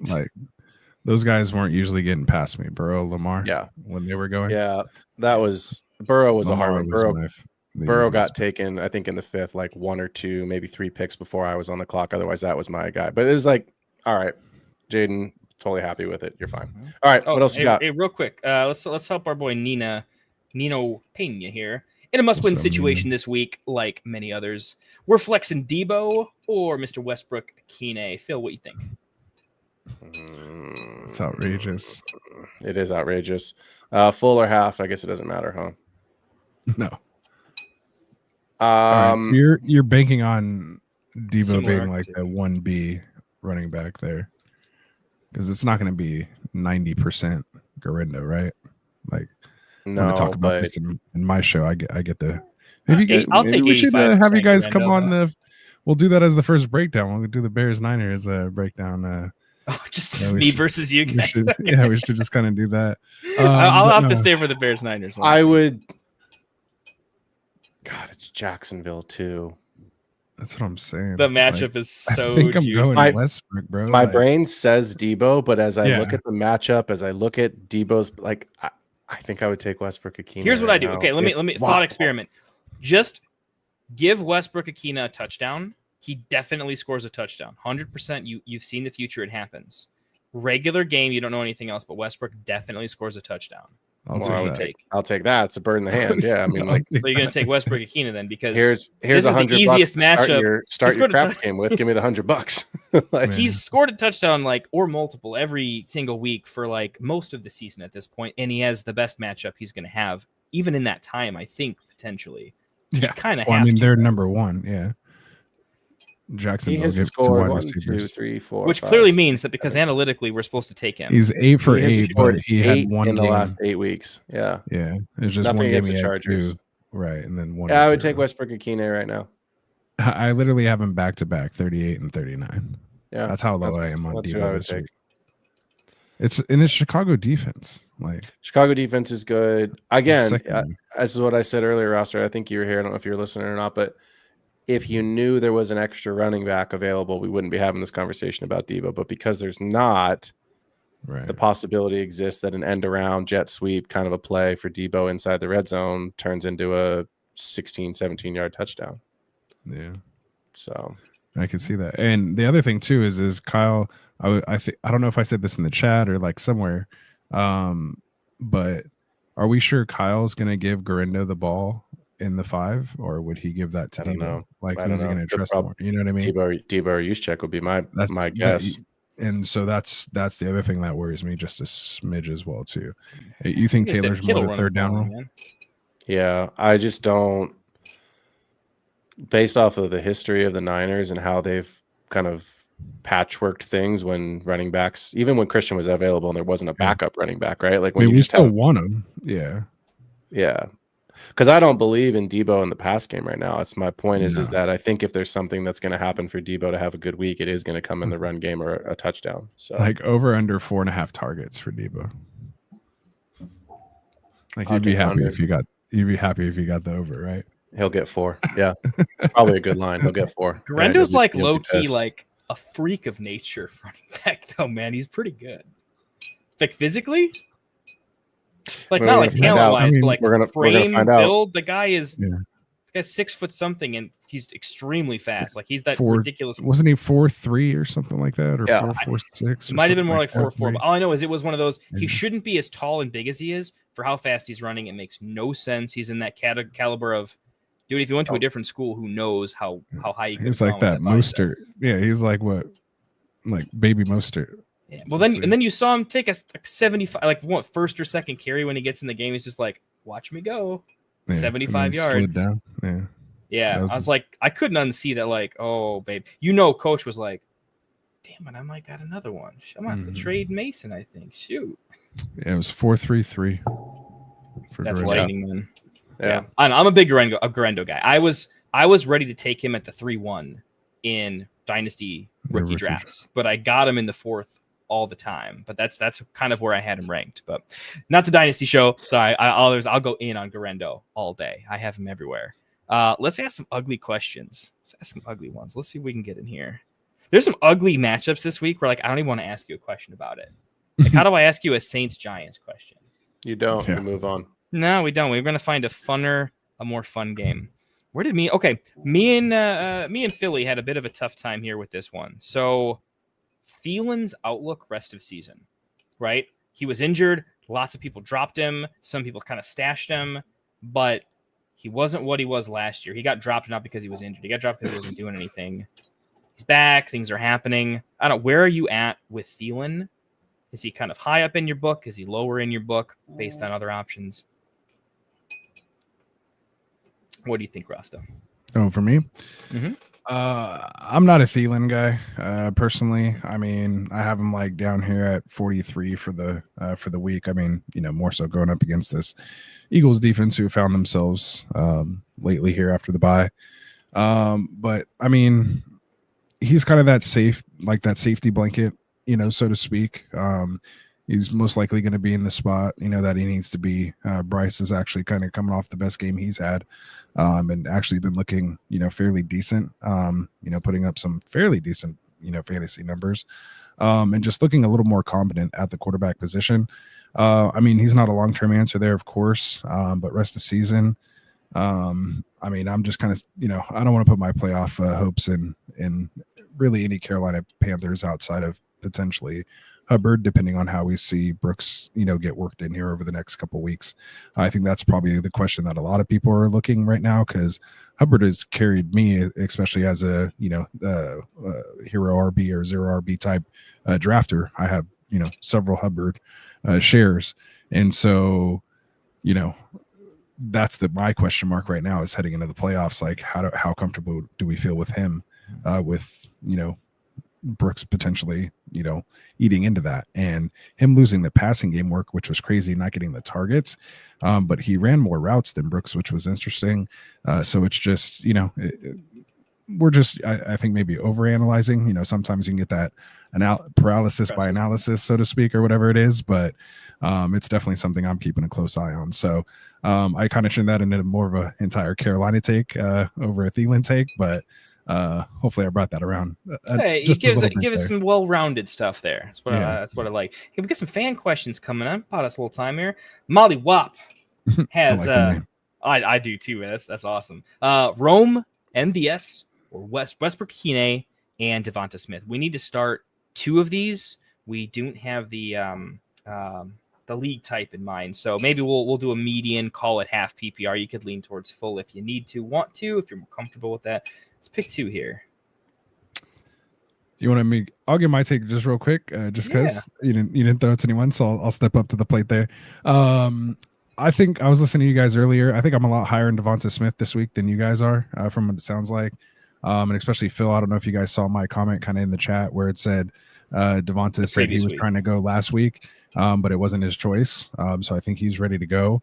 Now, of course, you said it could get out of hand, things like that. And, is he going to be part of that, to get that touchdown, early on? I think that helps, because then it could just turn into like a Barkley, type show, or even Hurts, something like that. Maybe AJ Brown has a big week here. But what's funny is I have him at 22, Devonta Smith. But the other three guys here, MVS, Westbrook Akine, and Rome, of the three, I have Rome at 37, Westbrook at 38, and Valdez-Scantling at 40, with Debo sandwiched in between those guys. So I'll play Debo over MVS for whatever reason. I just couldn't drop my guy lower than MVS. Wow. I couldn't stoop that low. I'd rather go down with Debo than throw MVS in there and have. So based on your ranking, you have Rome higher than Westbrook Akine, I think I heard, by one spot. Are you Rome? I like the matchup. Yeah, I like the matchup. DJ Moore's a little banged up over there. Obviously, the running backs are banged up too. I think this could be a sneaky good game. I like the target share that Rome's had, lately. Caleb's been playing a lot better. And the Niners have just been giving up buco points, like, no Nick Bosa, no, Fred Warner's playing with a fractured ankle or whatever. Like, I mean, it's just, our defense kind of falling apart now. I think we're getting Diamador Lenore back this week, potentially.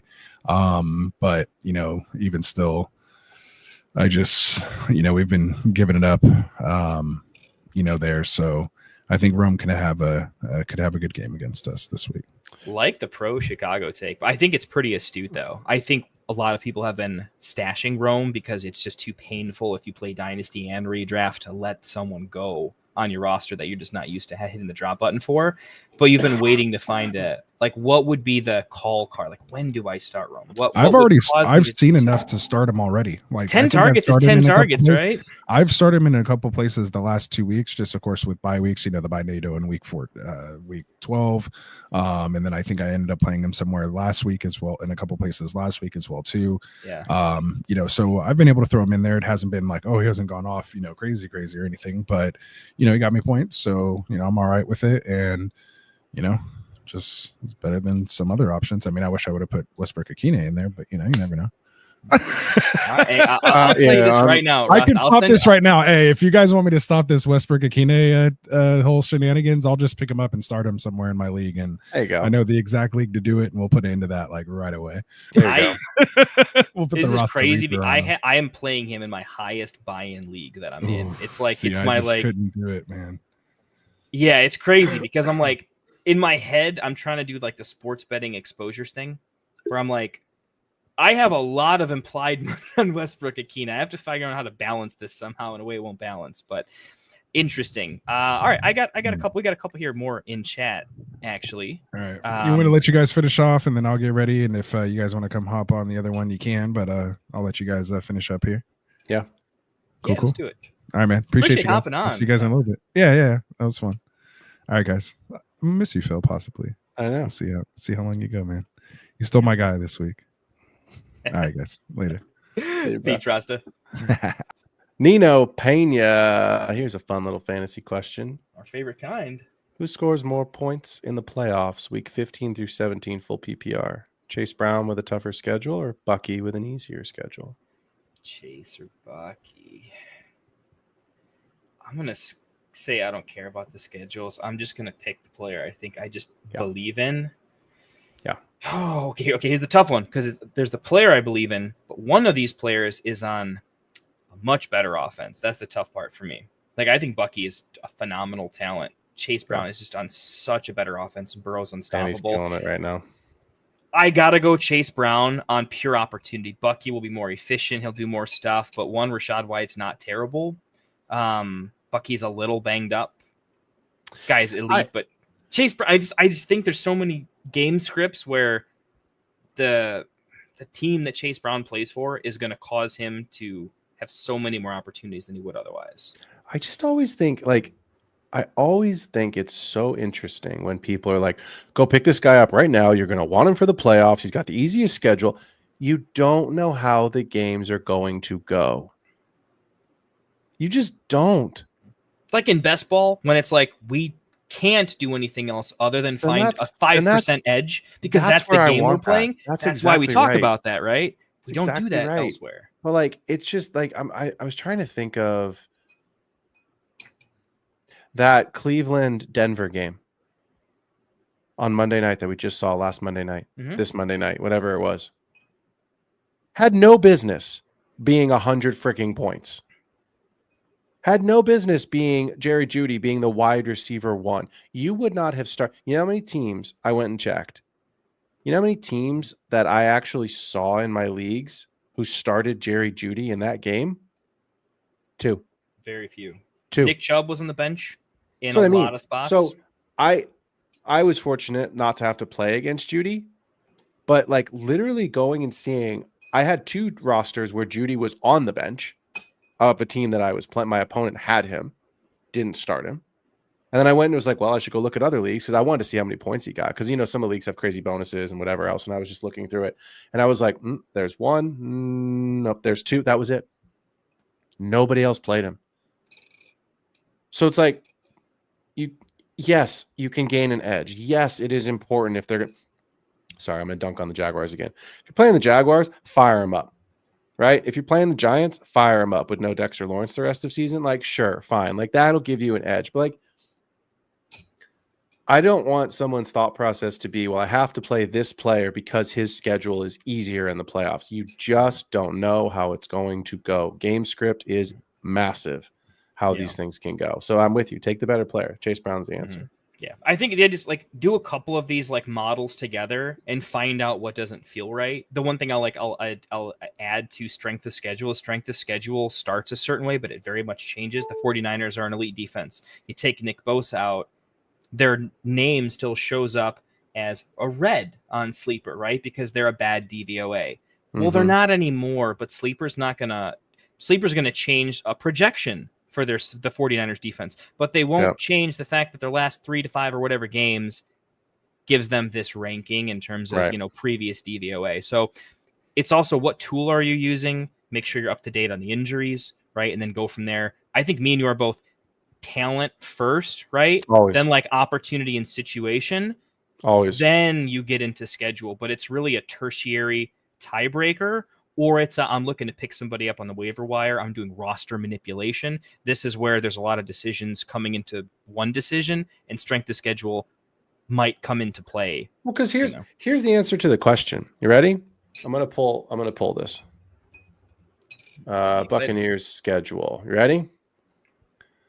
Bucs schedule is the Chargers, the Cowboys, and the Panthers. Pretty good schedule. Yeah. Pretty good schedule the last 3 weeks. Pretty excited about that game. Okay, you ready? Mike Evans has 2 touchdowns against the Cowboys, and Rachaad White gets the rushing touchdown. You go to the finals, championship week against the Panthers. Cade Otton has 2 touchdowns, and Baker Mayfield runs for the 3rd. That's how it goes wrong. You could have the easiest damn schedule in the world. I'm with you. Bucky's going to have a great schedule. You telling me you don't want a Buccaneers player against the Panthers in championship week in week 17? Of course you do.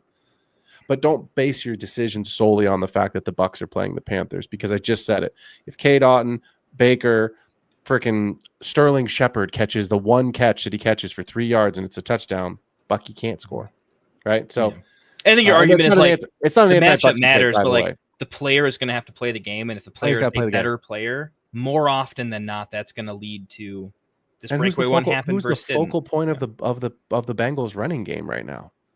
Right? Like it's not like Khalil Herbert's all of a sudden like getting run out there. Like it's Chase Brown. So yeah. Quincy Davis need 2 running backs, 2 wide receivers, 2 flex. Okay, 2, and 2. All right, so 6 players. Kyron, Tracy, Allen, Algier, Cup, Debo, Jennings, Mooney, Lamb. Let's start with the easy ones. Kyron, of course. I'm assuming you wanted to go with CD. Yep. All right, so we need to pick one more. Kyron, CD, Bucky, Kamara are my I got to get those 4 in there somehow. Kamara's on this list? Yeah.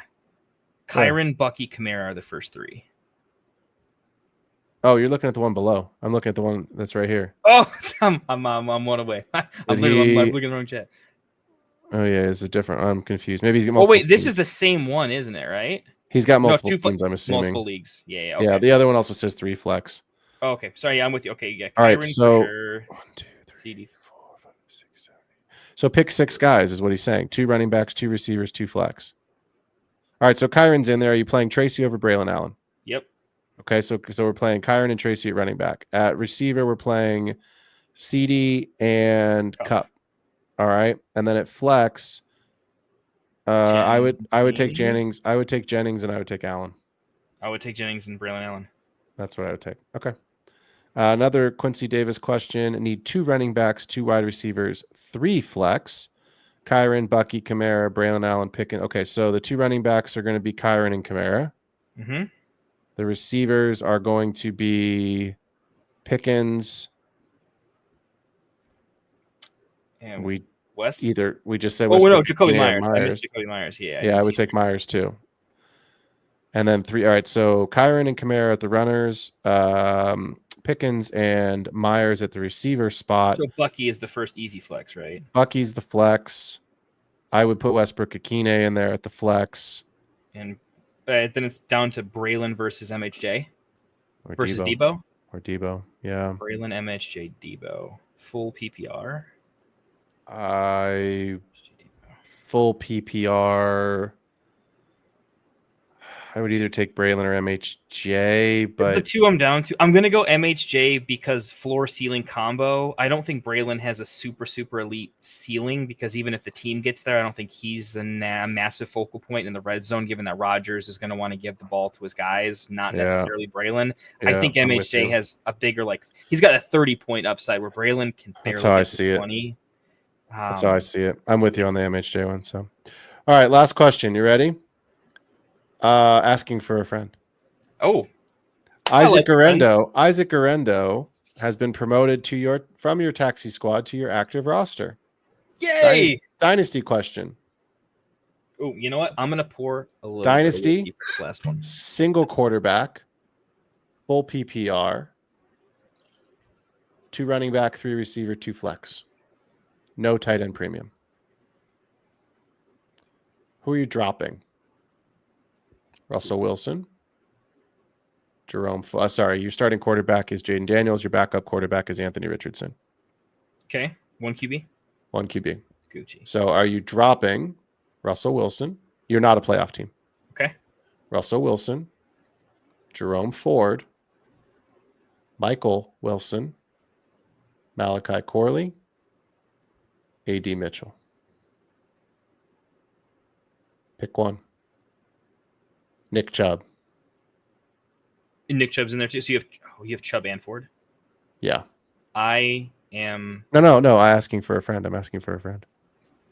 Well, your friend has. That's what I mean. You're going to give your friend has. My friend has. Yeah. You know, you got to get the listeners in there. Yeah. And Mike Wilson. Roster.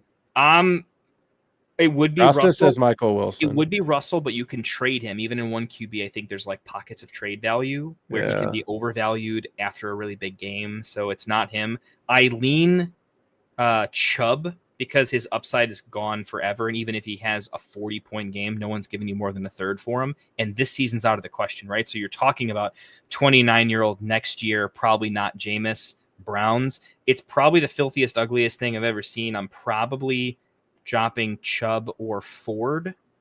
But that being said, it's a running back, and Mike Wilson, Rasta's making a good point that Mike Wilson will probably never be relevant enough, or one of those running backs is better for a single game start. Yeah, okay, I'm dropping Mike Wilson. I had to talk myself through it, but like I would rather have Chubb and Ford on my bench for 14 weeks, but when they play, they're meaningful and relevant in that 1 week. They can help me win. I don't think Mike Wilson ever helps me win. And when he would, I probably didn't start him that week. Bree TJ, Khalil Shakir, Marvin Harrison Jr., and Tyreek Hill are the receivers on this team. So I had a really young team this year. I had a lot of picks. I have a ton of picks next year as well. So I traded AJ Brown for an absolute haul. Oh, okay. Let's trade Hall. Okay, you had to have beaten me. I just traded AJ Brown away. Let's see how weak I sold this for. I think I undersold him, but I am in a situation where it was like trade deadline. I am out of the playoffs. I either take something for him or I have him next year. I'll tell you. Okay, I'll judge by your smile just how effed up this is. I sold him for basically a mid 25 first. Okay. Honestly, I don't remember if it's 25 or 26. I'm pretty sure it's 25, but it was a first and a second. I want to say I asked for a third. I don't know if I got it. I know I got a first and a second. 25 mid first and a 25 mid second for AJ Brown. Yeah. I think I could have gotten 2 firsts. You should have gotten 2 firsts. AJ Brown's only 26, so he's 27. He's 27. Him and DK are the same age. They came out of Ole Miss together. I don't think it's enough. Yeah, it felt like you guys chat. You ever have one of those players where you've owned him so much longer than everybody else, so you have feelings about him, but like you've lost your sense of the market? Where like I'm like, I haven't won a title with AJ Brown. He's scoring points, but he's not getting me across the line, and I'm frustrated. And I want to blow it up, and so I kind of did, but I definitely could have gotten more for sure. But I sold AJ Brown in March of this year, so pre-NFL draft. I sold him for Jalen Warren, Rashee Rice, a 24 second, a 25 second, a 25 third.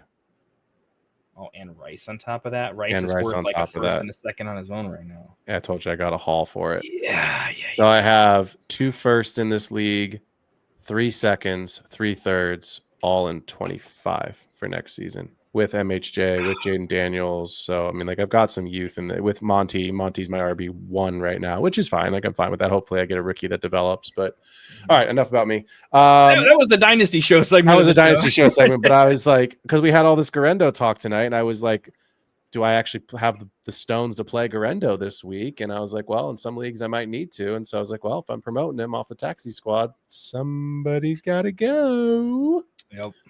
Well, Michael Wilson, you have been released. Thank you for your contribution. So what we're going to do today, Mike, is we're going to release you. Debbie's going to give you a call, and she's going to let you know all the travel arrangements. And you're going to have a great NFL career. We still believe in you, just not here. Isn't that so fucking great that that's what they do? Like that's how it goes. You don't even know the bag of worms you just opened up. Chat, everybody, everyone that's left, they don't get to. You guys realize you can ask us pretty much anything. We'll choose not to answer certain stuffs, but if you want to ask us like Kit Kat versus Twix, you totally can. Phil's a former D1 coach, and he's really good at it. At least from what I've heard and seen, he's well spoken of. You can ask him coaching questions. It wasn't football, but I'm guessing you know the inner workings of how some of this stuff works in a pretty interesting way. So I can't wait for chat to actually hit you up with like that. I'm sorry, I probably just destroyed future shows for you. You're gonna get bombarded by like infrastructure questions, but I would be fascinated if we ever did a show, like if we ever do like a Wednesday or Thursday like weird version. I'd be curious to if we maybe get one more guest to go through like scouting process. I'd love to have an NFL or a college scout to go over like scouting and college soccer. Turns out I have just the guy for us to talk to. Yeah, that could be kind of a fun show though. My boy Mike DeReese is over at the New York Giants, man. So he was on. You saw him on. Well, you didn't see him, but you saw him on Hard Knocks. He was there. Like it was pretty awesome. So I've actually been hitting him up about trying to get him on the show. There's questions of availability and if he can do the podcast or not. But I've like been chatting with him a little bit as we just text back and forth and. Obviously he's busy, but I'm like, you'd be perfect to have on the show. So it is 11 minutes past the hour. We need to pop over to the other show. We got our guy Rasta and normally me, but Tycoon is going to be doing this because I jumped in on the East Coast early show tonight. Should we say goodbye to the people and jump over and do the Niners-Bears game and then call it a night? We should absolutely do so. Just I want to thank chat real quick. Thanks for hanging out.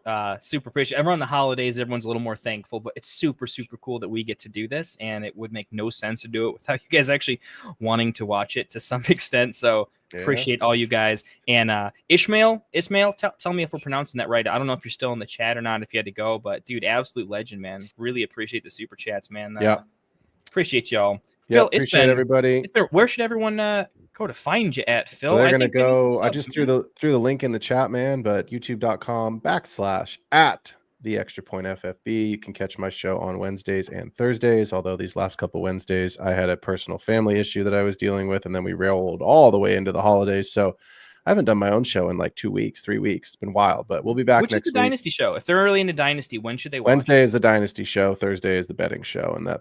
So yeah, but jump over, hit that like and subscribe button, and we are going to roll our sleeves up into the part 2 as we jump over into the other chat and the other stream and get ready for part 2 of week 14. Sit starts. Kendall, as always, my brother, it's been real. To the chat, appreciate y'all being here. Catch you. Go ahead and switch over. We'll catch y'all over there in a couple minutes. We out.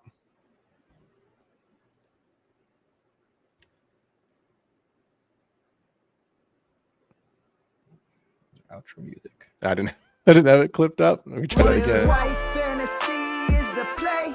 Marking nothing, but I tune in every Friday. Strategies provided, I will lock in every way. So go and roll your sleeves.